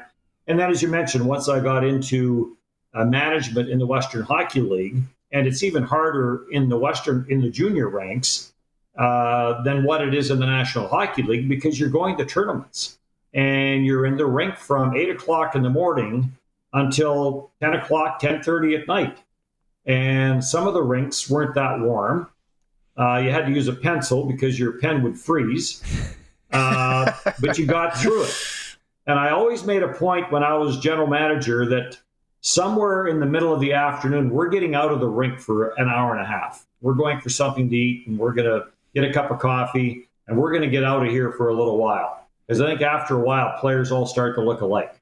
So, but even the NHL players, when you consider the NHL scouts, when you consider the roads they travel on in the wintertime from Swift Current to Regina to Saskatoon to Prince Albert, it's not as glamorous as it seems, but they put in their hours, they put in their time, and we all know how important they are come draft day, because it's their work that that general managers go on when it comes to making their picks. And we're celebrating Indigenous hockey on September 30th, and it's the National Day of Truth and Reconciliation. When you go back to all your time, Dennis, and you saw it, come through, and just talking to John Morasti last week, and talking to Rich Pilon, and there was the barrier there, and there still is, unfortunately. But when you think of Indigenous hockey players, when you were broadcasting and on the management side, any come to mind, any stories on how it was, different for these athletes? Well, you know what? We didn't realize it at the time because they were now in the Western Hockey League, and you just kind of, at that time, felt that everybody had the same path. And then once you got into management, you realized, no, they didn't have the same path, because you would invite some players from LaRange, or you would invite some players from the PAW.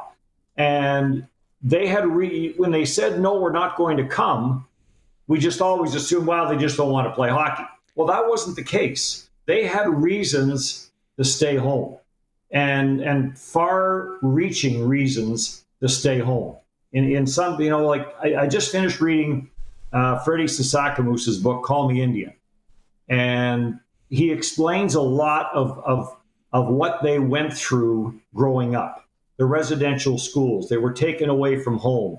They weren't around their families. So when it came to leaving home again to go play hockey, to them it was just another case of leaving home. And that wasn't what they wanted. They wanted to be home with their families. And in a lot of cases, eventually it got to the point where they realized there was an opportunity to do something in advance, and they would go. And that's when we saw the Ron DeLormes and the Brian Trottiers and more of those. But their road was not easy. I mean, we've all been in rinks. I'm way older than you guys. I mean, I remember some of the comments from some fans, and it wasn't pretty. And so it was their story was not as smooth as the stories that we would expect from a lot of other players. There's obviously going to be, the hot stove, and there's going to be some great stories on this evening. And you've interviewed, I'm sure you've been around a lot of these guys, but are you intrigued? Are you looking forward to hearing anybody speak and maybe stories from one of the guys coming on September 30th?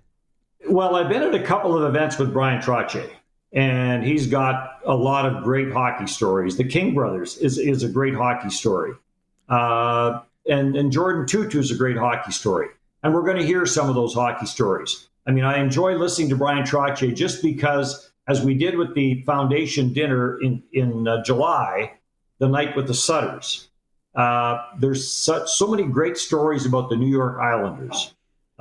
We talked about it with Dwayne Sutter. And so now you get a chance to hear Brian Trottier talk about the days with the New York Islanders. Ronnie DeLorme's great career with the Vancouver Canucks as a scout and still at it. So there's going to be a lot of those great stories, the hockey stories that we kind of know a little bit about, but it's the other stories that we're going to try and get into a little bit. And Clarence Iron, who does NHL play-by-play in Cree, is going to be part of the Hot Stove panel with me asking some of these questions. So I'm kind of looking forward to some of his stories as well. So, but there will be some laughs. We know that. You know what players are like when they get together. They all like the locker room, and they all like to tell stories. So there will be some laughs, and I'm sure there will be some tears. But it'll be a great night. So, Dennis, when I saw that you were going to be on today, the first thing I kind of thought of was, for somebody who's been around the game and has called a lot of games, I hate to put you on the spot, but the thing I thought of was, if you had a DeLorean, and you could go back, and both in hockey and outside of hockey, a game that you would have loved to have called, or a sporting event, non-hockey related, that you would love to have been the broadcaster for, is there anything that you can think of that would be like, that would be the one, or that I would have loved to have called that game? Yeah, good. You know what? I think the Olympics would kind of fall into that category. Obviously, the easy answer is Hockey Night in Canada. I never did get to do Hockey Night in Canada games. So, so that would be the easy one. But I think the Olympics would be another one. As far as other sporting events, I was a big CFL fan, NFL fan, but that really wasn't where I was going in broadcasting. So I would think Stanley Cup, playoffs, and certainly now I did playoffs on radio, and I did some NHL playoffs for TSN, but not where you get to the point where in Hockey Night in Canada you're crawling it right down to the finals. And the Olympics, I guess, would be the other one. As far as a game itself that I didn't call but was there, was the year that Edmonton beat Dallas on Todd Marchand's goal in overtime. After Curtis Joseph makes the big save off Joe Nieuwendyk. I was there, and it was exciting, but I wasn't calling that game because it was a playoff game. So, but I think the Olympics, from a broadcasting standpoint, I guess that would be considered the cream of the crop. I think it was that poor Grant Ledyard or Chamber. Yep. I was a Stars fan that he just blew right by, and then beat John Casey or Andy Moog. I think it was Andy Moog. I can't wait for September 30th. It's going to be a lot of fun. Again, tickets are available. Western Canada Professional Hockey Scouts Foundation online. Tables are still available. You might not have called those games, Dennis, but not everyone can say that they called the Waldheim snowmobile races. Exactly. And you know what the funny part about that was? On the same weekend, the Canadian Volleyball Championships were on at the U of S. So Wide World of Sports wanted something on both events. So they actually had a helicopter that picked me up at the U of S and took me out to Waldheim to get back there in time to do the finals. I love it. I still have the Yamaha snow suit that they gave me. It doesn't fit anymore, obviously. But that was... It was, it was an amazing event, how they built the track and everything else. But we'll save that one for another day. That was he told it on the Monday Nooner. It was so good. Kay, can't wait to see you in a couple weeks. Thanks for doing this, Dennis. Yeah. Hey, thanks for your help, and look forward to all the people in Regina kind of getting behind this event because it's going to be a good one. Right on. Hit him straight. Stay down on it, right? Through impact. Stay down on it. I wish that was my only concern. Awesome stuff. Iconic play-by-play voice right there is right. Dennis Beyak. He's coming into town September 30th for the event. Again, Western Canada Professional Hockey Scouts Foundation celebrating Indigenous hockey at the Connexus. Tickets available online. We'll go to break here. We'll come back with a little ticker. It is a Sports Cage. We are streaming at sportscage.com. Quick one here today. If you're wondering, Grey Cup odds and a lot of betting lines, the Riders are still the favorites, plus 275, followed by Hamilton and Calgary. Major League Baseball tonight, Toronto Blue Jays looking for 2 in a row against the Tampa Bay Rays. First pitch, 5:30. Their magic number's now 7. SportsCage.com poll, who was the best Saskatchewan Roughrider quarterback of the last 40 years who has never won a Grey Cup with the team? You can vote at SportsCage.com. Hour 2, it is for Extreme Hockey and Sport in Regina, where they have the price match guarantee. They're local, they support local. If you find something cheaper, they will price match it. Extreme Hockey and Sport in Regina. Let's go out and talk to our friend Brian Raymond from Flowing Springs Golf Course right now. Brian, I am jealous because, the sun's setting early, so I'm sure there's people teeing off right now. I'd like to be in their shoes. What time can people play till out there right now, Brian? If there's no cloud, you can get it. You can usually last till about 7:30 because the sun's down now at 7:11, so you don't have a whole lot of time. That's why we moved our start time for our late twilight up to 5 o'clock, so you get a good solid 2 hours to get out and play 9 holes. Let's go through the specials that people need to be aware of. Monday and Wednesday, $39 for ladies and seniors. And seniors, you only have to be 60 years old to qualify for that.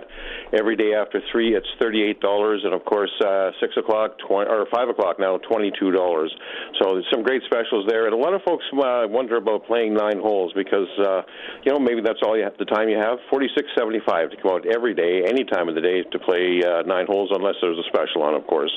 That is lovely. And the driving range is still obviously there, and you get to hit off grass. Yeah, it's still really busy. I mean, folks are getting out and practicing, working on their golf swing, taking out their frustrations. You know how that works.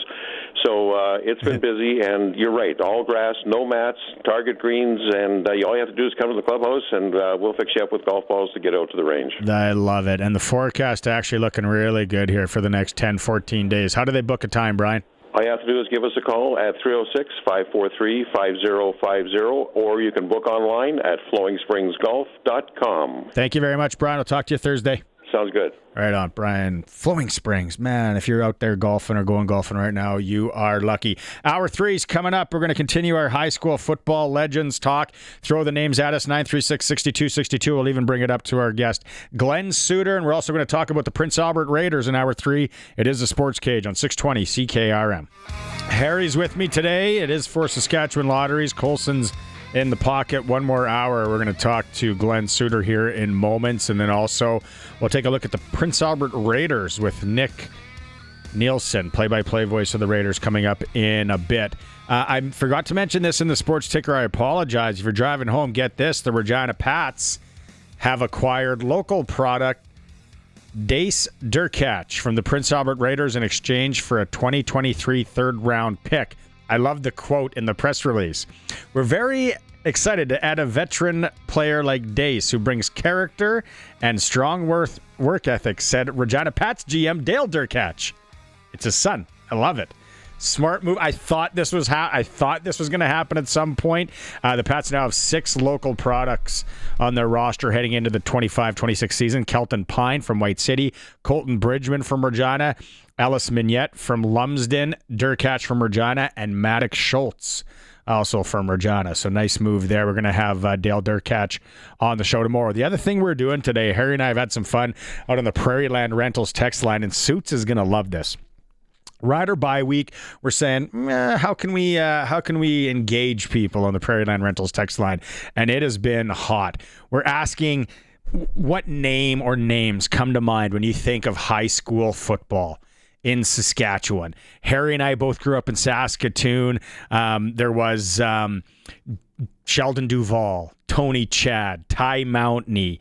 Harry went with Brent Schneider, quarterback. who was so good for years. Dwayne Demetrician, I remember growing up. Dan Farthing, John Farthing, on and on. So many. We have a number of Dan Clarks, Stu Ford. That's one from Tom that hasn't come in. The Chris Getzlaff, Paul Waldo, John Ryan, Jason Claremont, Neil Hughes. Thanks everybody who's been texting in. This has been fantastic today. Al Ford, hey, throwback. We're going every model. Doesn't matter when and where. Harry, you actually came with some really good stats and insight. But the people that are just trying to, the first guy that you mentioned, the first one where a lot of people, especially I think from up north for sure, the name everyone thinks of when high school football royalty in Saskatchewan is. Oh, hold on. Your mic's not on. Okay, now fire. Ruben Mays. Something's not working on the mic over there. Ruben Mays. Can't believe it. Played in the NFL. New Orleans Saints from North Battleford, Saskatchewan. North Battleford, Saskatchewan had really good high school football teams coached by the great Don Hodgson. That's the father of Ryan Hodgins, Ryan Hodgins, Pat Canadian's head hockey coach.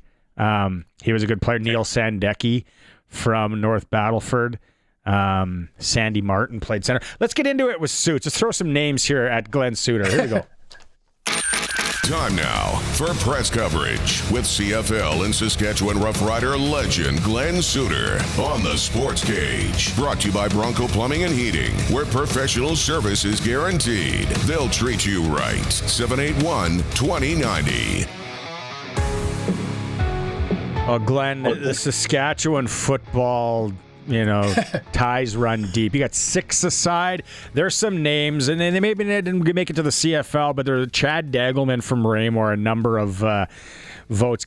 This one just came in. Kelsey Peterson, Lumsden Devils, middle linebacker, won a 9-man provincial, so that was good. But you'd know some of those names. Hey, Glenn, Demetrician, Farthing, of course, Aldag, Poldy. Harry, who are we missing? Scott Flory, we mentioned, obviously. Graham Bell. James Rapesi. Some other CFLers I'm trying to think of. Kelly Bates. Yeah. Kelly Bates. Well, when you guys bring up Pauly and Aldag, when you bring up Pauly and Aldag, I immediately think of the 2 grumpy Muppets in the balcony. That's the first. Because they were just tied at the hip, those 2 guys. And of course, Gull Lake, right? That's Roger. Yeah. And I told you the crib story already, so I won't go into that again. But I used to sit between those 2 guys. I had a few words but I used to sit between the 2 of them on road trips, and they'd play crib across me, and my middle table on the plane would be the table for their crib board. And on one flight to Toronto, when they weren't looking, they both were busy doing stuff, I took the 5s out of the deck of cards. Now, if you play crib, you know that the 5s are pretty important in the game of crib. And they went all the way from Regina to Toronto, not knowing. I thought it would be 2 hands. I thought we'd go 2 hands or whatever, and they wouldn't know. And they go, "Oh, come on, what's going on? I haven't got a 5 and 2 hands." And they went the whole way. We landed in Toronto, and I reached into my pocket and I said, "Did you guys need these cards? Were they important?" But I made sure I did it just as we were getting off the plane, so I had room to run. But those guys were great. How about Jackson Ford? Current Saskatchewan Roughrider. He went to high school. He played high school ball in Saskatchewan, right? Sure, he did.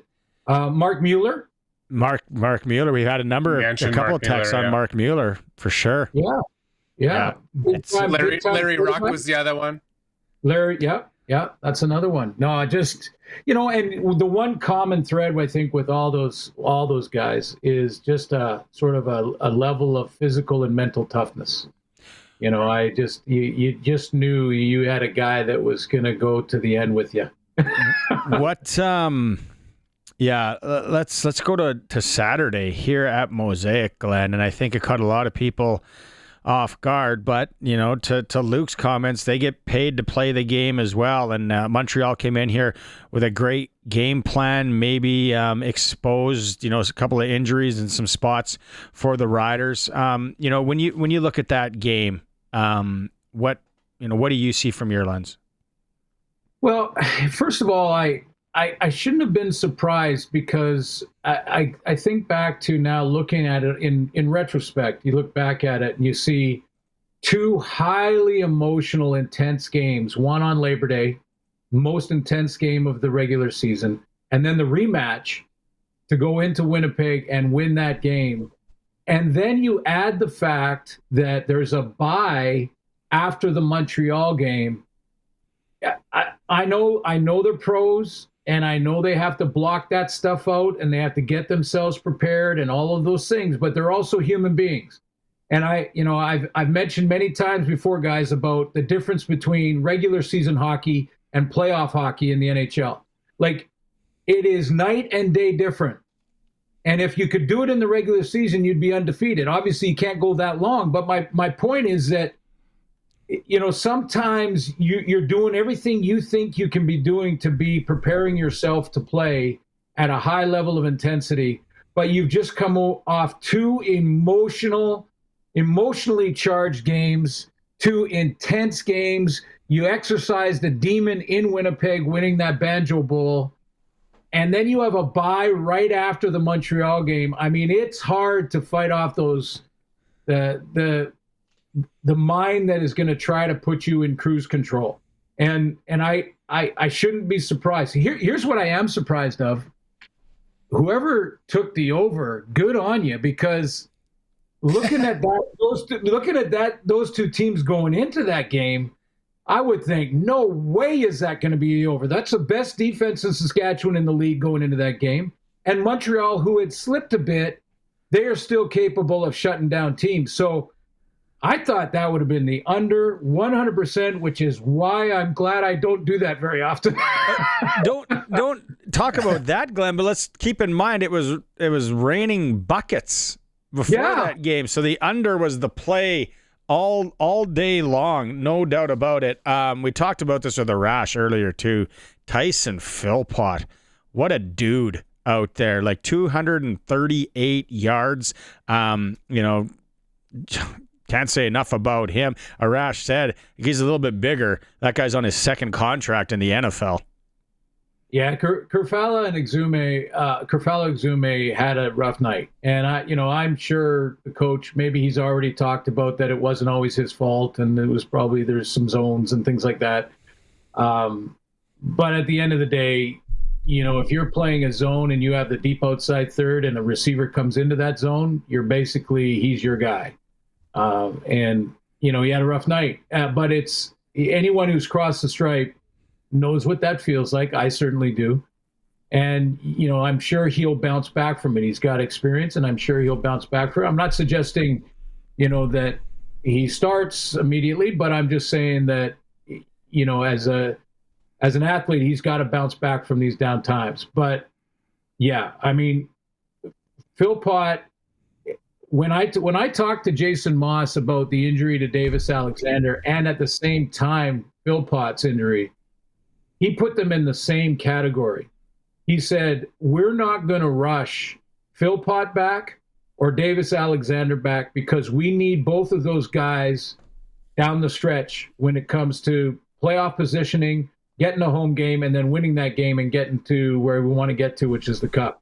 So he put them, like, usually your quarterback is in a very different conversation with the head coach than any other player on the team.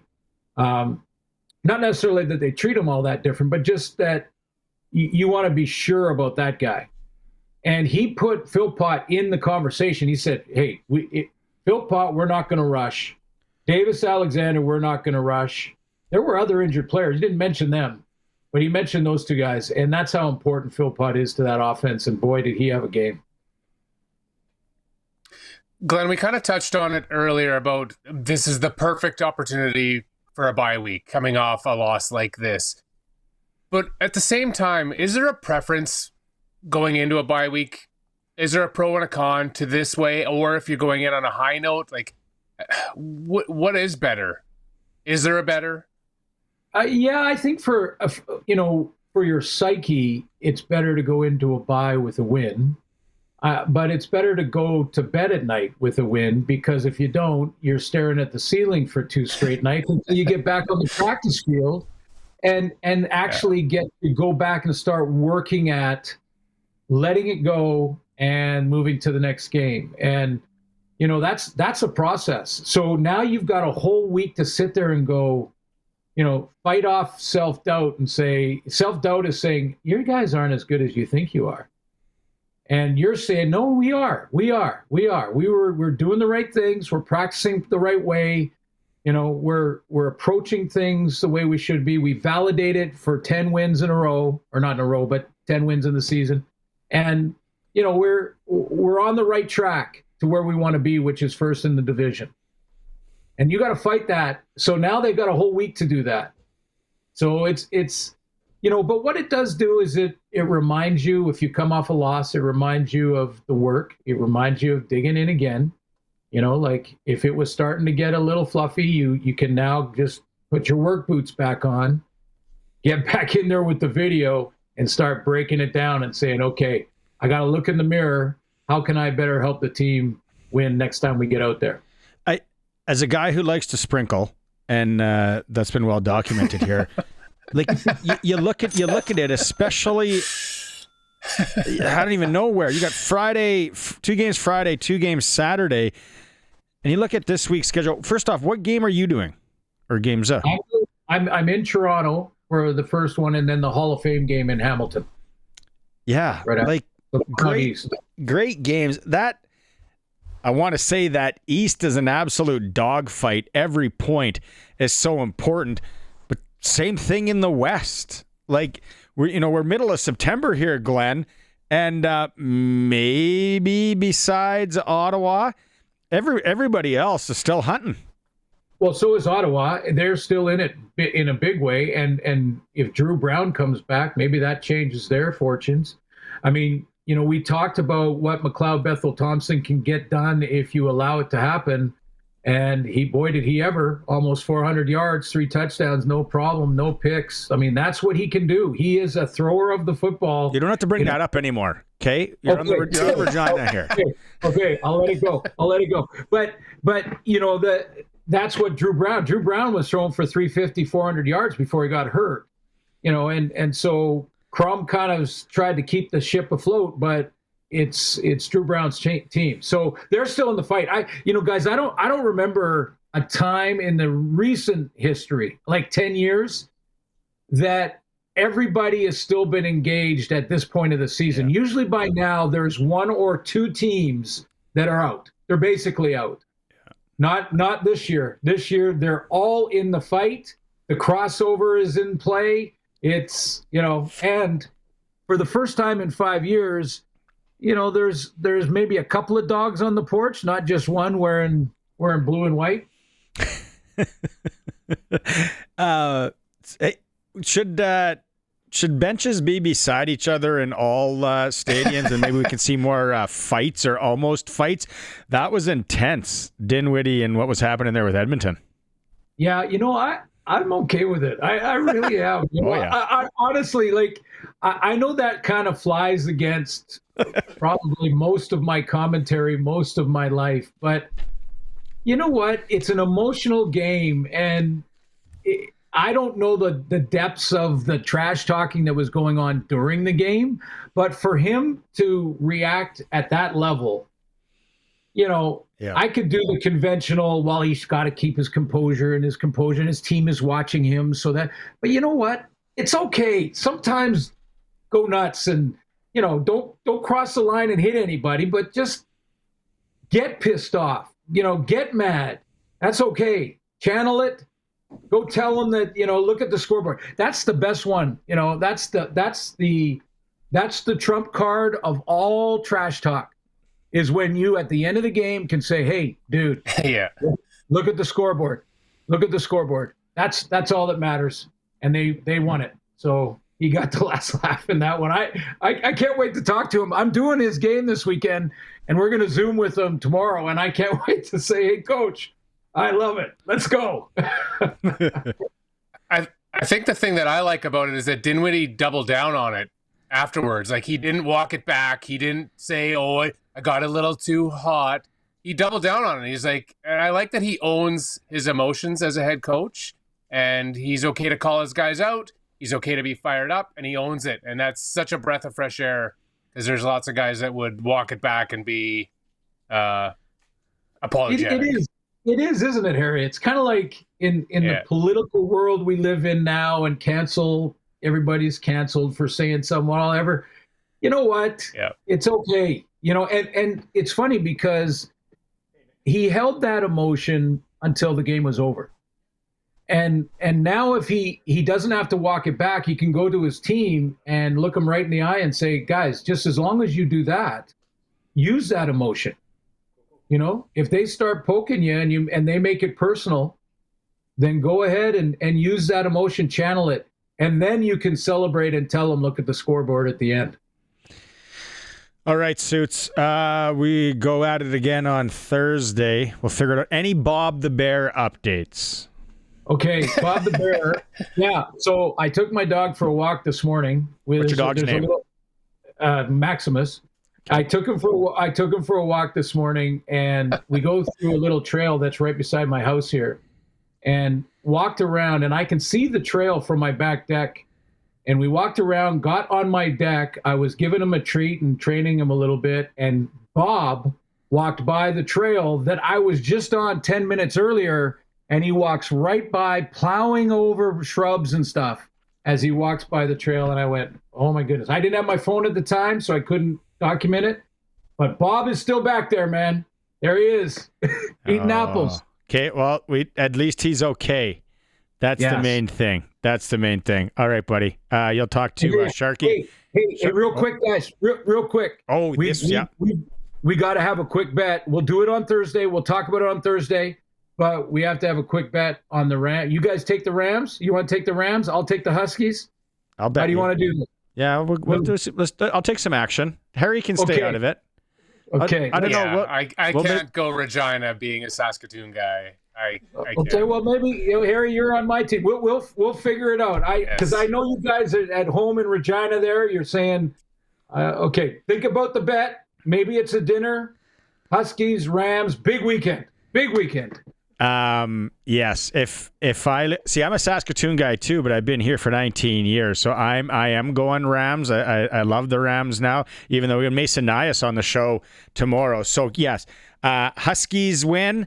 I owe you a pork missile at the stadium next time I see you. Rams win, a nice maybe Diplomat, Spiro steak, some Greek ribs. That sounds good to me. Talk to you soon. See you, buddy. Okay, thanks, guys.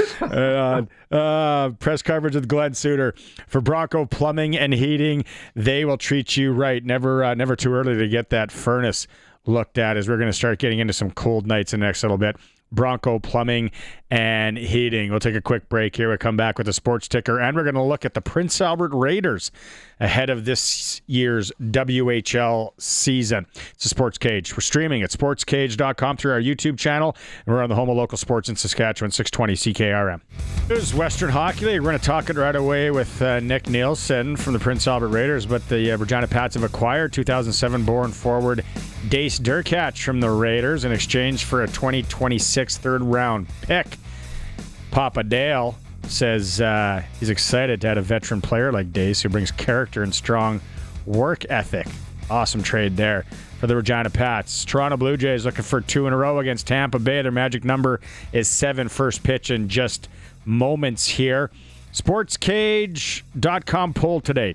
Who is the best Saskatchewan Roughriders quarterback of the last 40 years who has never won a Grey Cup with the team? Vote at SportsCage.com. In hour 3, it's for Regina Steelcraft Doors. Made in Western Canada for Western Canada. You can see them at their new 40,000 square foot location in Regina. Let's go out on the Western Pizza guest hotline. Talking food, talking Western Za with Glenn.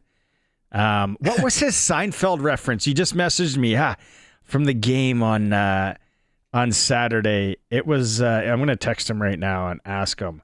I knew the second he said it, and I was like so proud of him.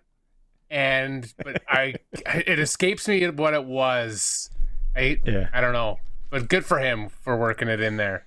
Western Pizza guest hotline, Nick Nielsen joining us, play-by-play voice of the Prince Albert Raiders up there in beautiful Paradise. I would like to be playing a little cook golf right now, maybe on the back nine, swinging the wrenches. But Nick, let's talk about the Prince Albert Raiders and going into this season.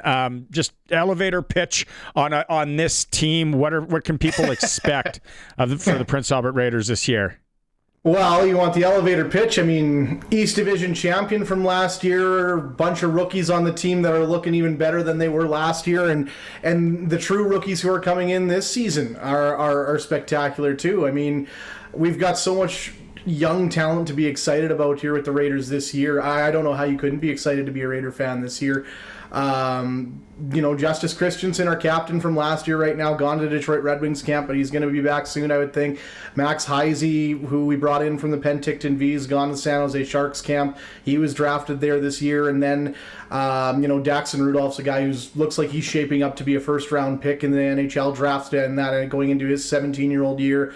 Brock Cripps and Ben Harvey both look fantastic as 16-year-olds already. So, there's a lot to be excited about. Where does Jonah Sievertson fit into this year's Prince Albert Raiders? Won the national championship with the Regina Pat Canadians, Regina boy.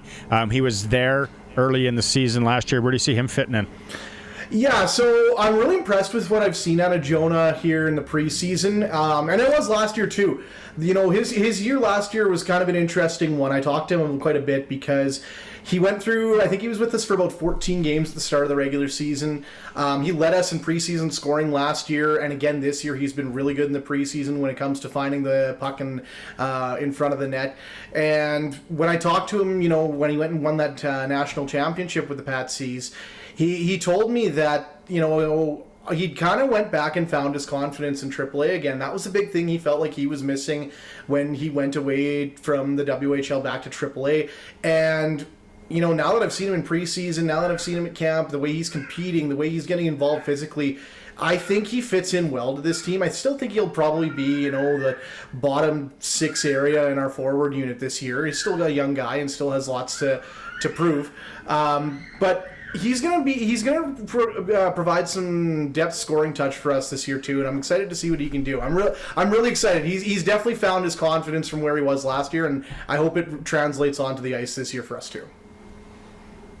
Trade today.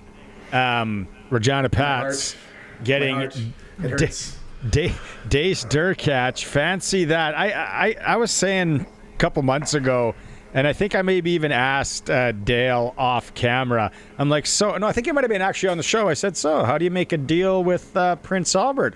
What's it gonna take? Losing Dace, he had a great season last year. Come with the opposite of Jonah last year, right? He was a little bit injured, then he came in, and then Jonah came back. What is losing a guy like that mean, do you think, to the Raiders?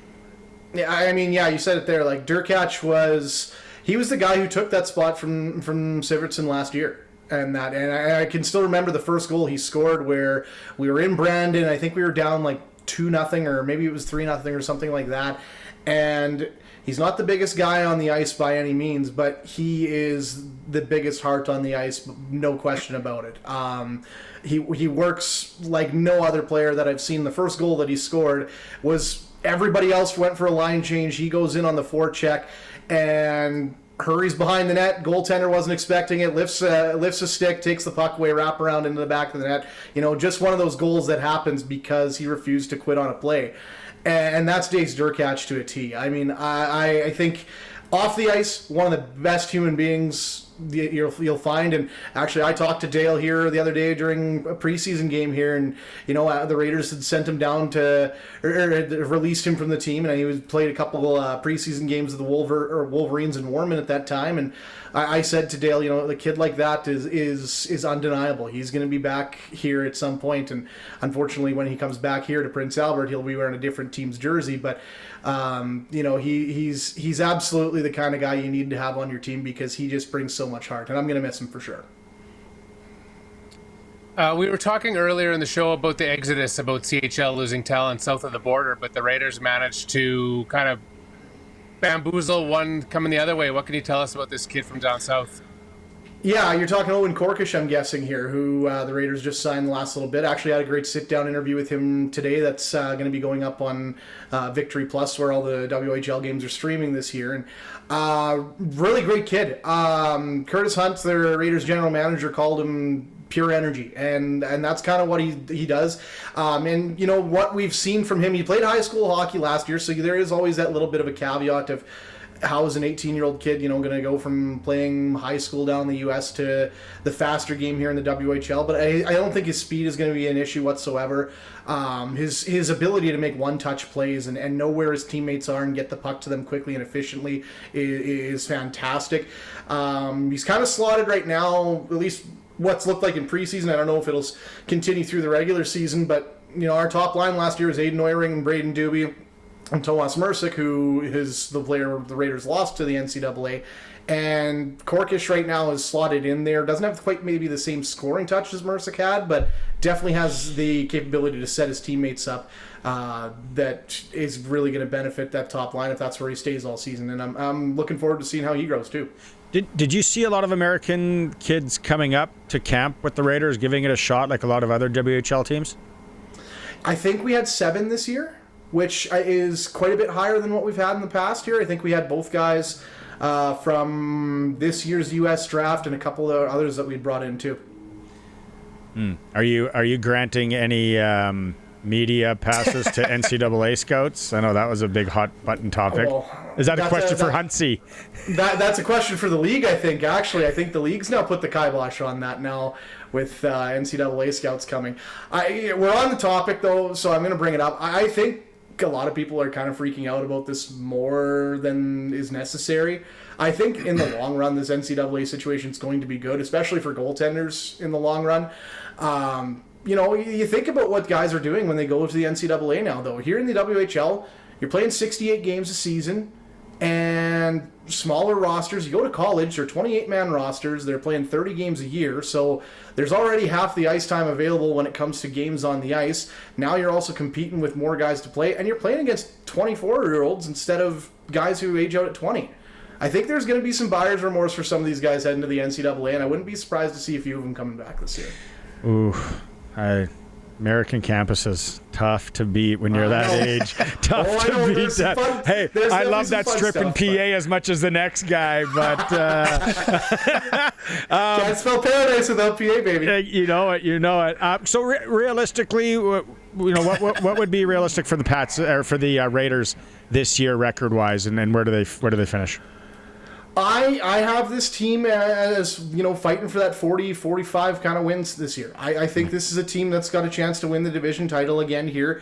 I think we've lost some big pieces last year. I think, the biggest one is in goal with Max Hildebrand, who played 50-some games last year as a 20-year-old. Obviously, that's a big piece to replace. But goaltending-wise, we're looking pretty solid with 3 goaltenders still with us right now. With a young Steel Bass who's come in, who's looked fantastic through camp. Dimitri Fortin, who won a WHL championship with the Moose Jaw Warriors 2 seasons ago and was our backup last year. He looks like he's come with something to prove here this year. And we also brought in a goaltender from Czechia and Mikhail Orsulak, who looks really good as well.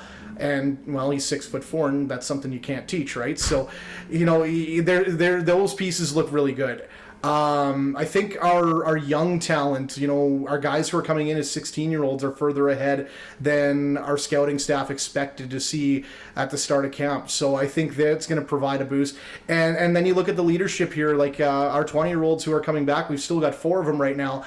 they're all big pieces for this team here too. Justice Christensen, led the league in scoring when it comes to defensemen last year, and he was on our second unit power play. Hardly any of those were on the power play last year. So, yeah, I think this is going to be another strong year for the Raiders.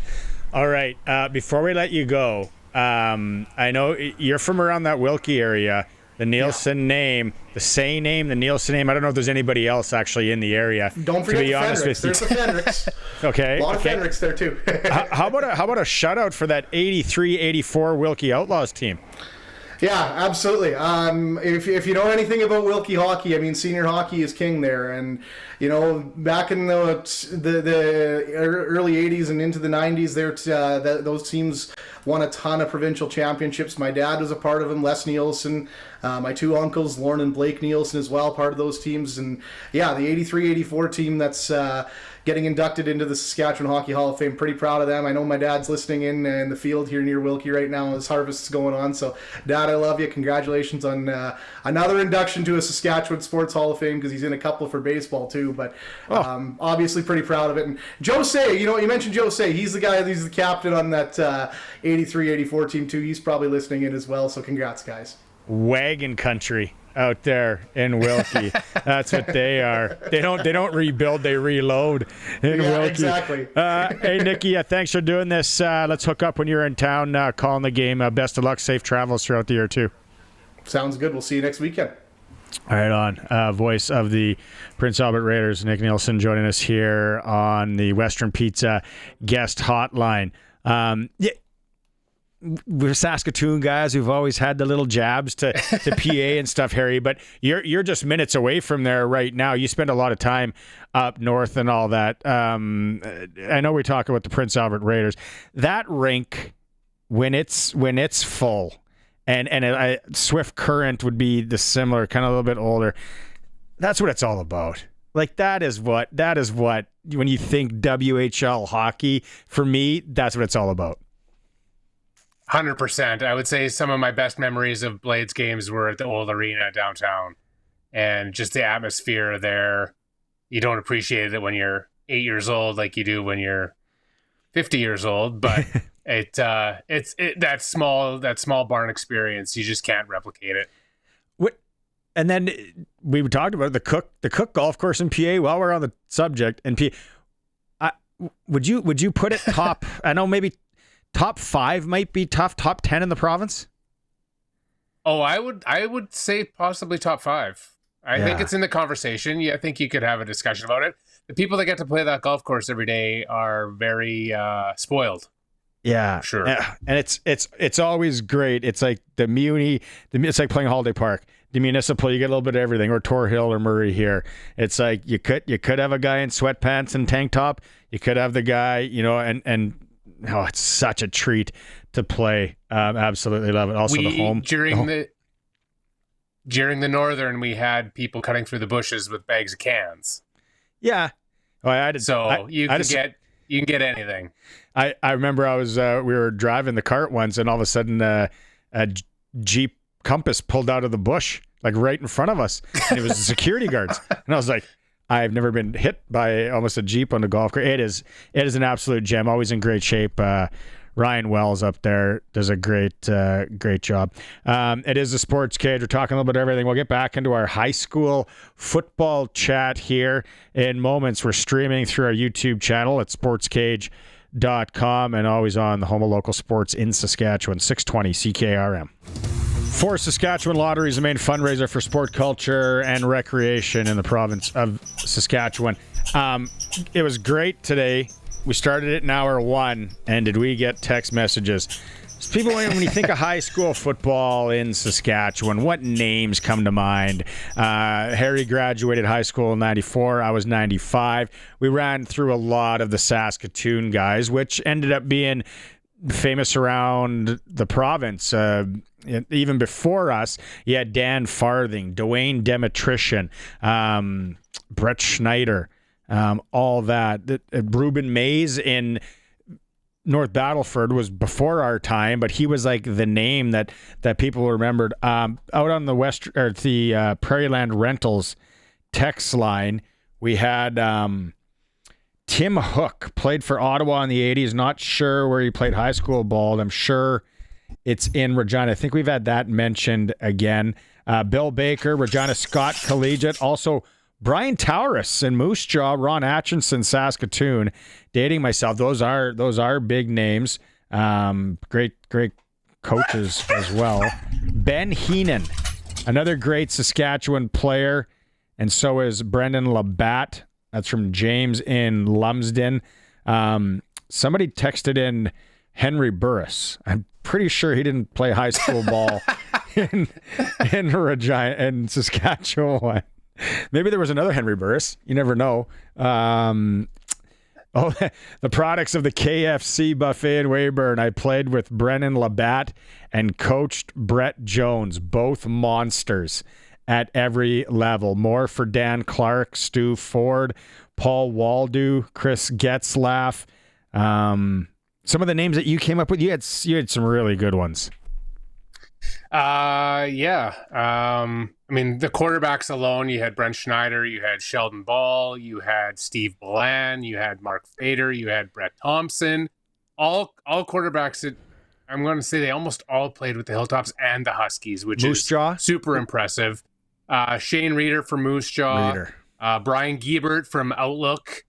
Went on to play in the CFL as well.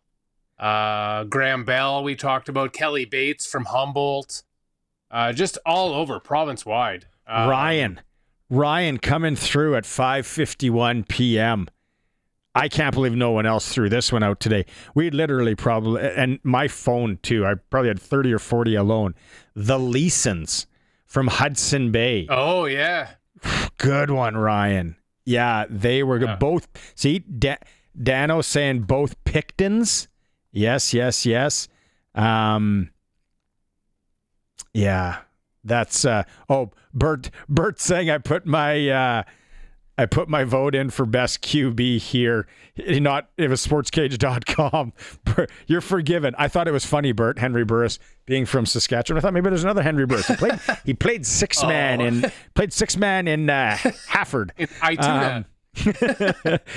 More Dan Clark, all that. I'm trying to think of the ones that caught us off guard. Travis Senton, Colton Solomon, Ryan Wellman, Ben Heenan again, Mark Mueller, Chad Dagelman, Raymore, I guess 6-a-side. He was unreal. We had a number as well. The running back position was big, but Neil Hughes, we had that. And then Scott McHenry from Saskatoon, Holy Cross. Then I think he went Holy Cross straight Huskies. He didn't even do junior ball, if I remember correctly. No, he went right to U of S. Tony Chad. They snatched him up pretty quick. Tony Chad was the running back. I remember that grade 11 year up there. Tony Chad and Sheldon Duvall. Tony Chad was Cross. Sheldon Duvall was Murray. And then it was Williamson and Kelly McNairn, you mentioned? Yeah, Marion Graham. Yeah, there's lots of guys that were really good standout high school players that just for whatever reason never played Hilltops or never played university, but they were just dominant at the high school level. And I mean, Tony Chad and Sheldon Duvall would be two of those guys that legends in that high school era. We had a Brian Harrison from Riffle, Mike Smith from Tom, Connor Cisco, Jared Fry, Chris Rasmussen from Winston Knoll, Sawyer Butner from Peacock, Travis Kuntz, Tyson Schroeder. I said Jimmy Box up in Saskatoon at Bedford was really good. Kelly Boyle from Mount Royal. One of the ones that we mentioned was Mark Klaus. One of those guys that we covered at Global that we thought that this kid was the real deal, and then he just got bitten by injuries, both at the high school level and at the university level. But like 321 yards and 3 touchdowns in his final game as a high school senior, like those are ridiculous numbers. I don't care who you are. If you're rushing for over 300 yards, you are a legitimate athlete. That was at that regardless of the level. It was funny because we're working global, which was, you look back in it, I can't believe they gave us a half-hour sports show, and we were like, what, 20, we're 23, 24 years old, if that. And we're playing in the men's touch league, which was competitive. And I remember covering high school games and being like, oh, this kid's in grade 12. If he doesn't go play junior Huskies, I'm going to try and track down his number. The pre-cell phone days, some weirdo from Global calling someone's parents. Hey, is your son around? Roger Aldag, again, we had a lot. We've had a lot. Yes, we did mention John Ryan as well.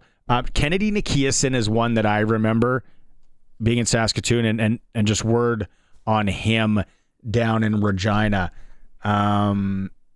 Mike Rooney, Moose Jaw Peacock coming in, Joey Hertz from Kindersley Cobras.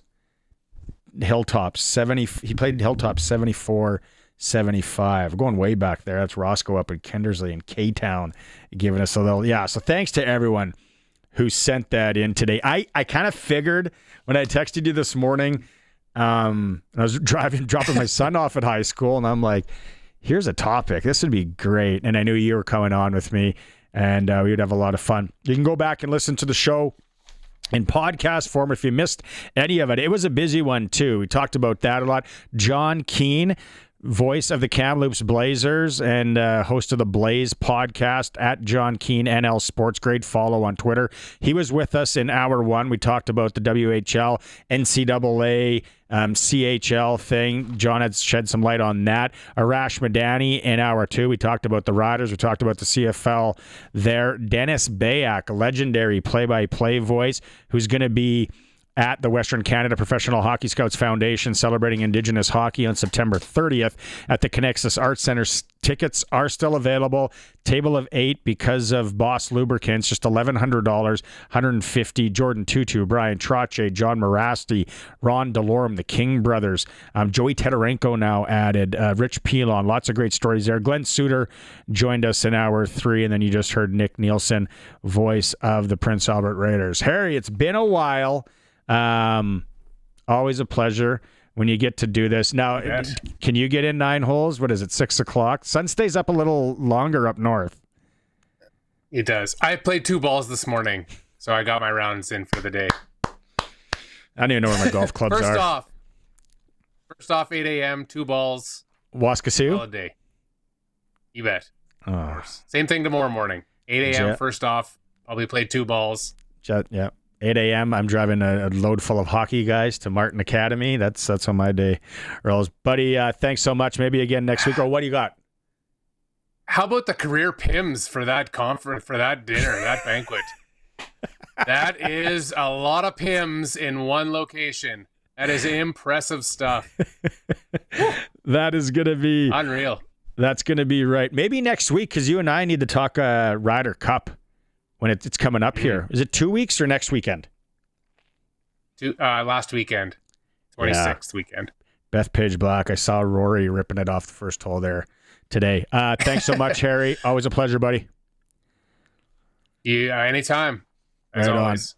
I'm back tomorrow. Thanks to Saskatchewan Lotteries, our sponsor today. Thanks to Colson for everything. We'll talk to you again tomorrow.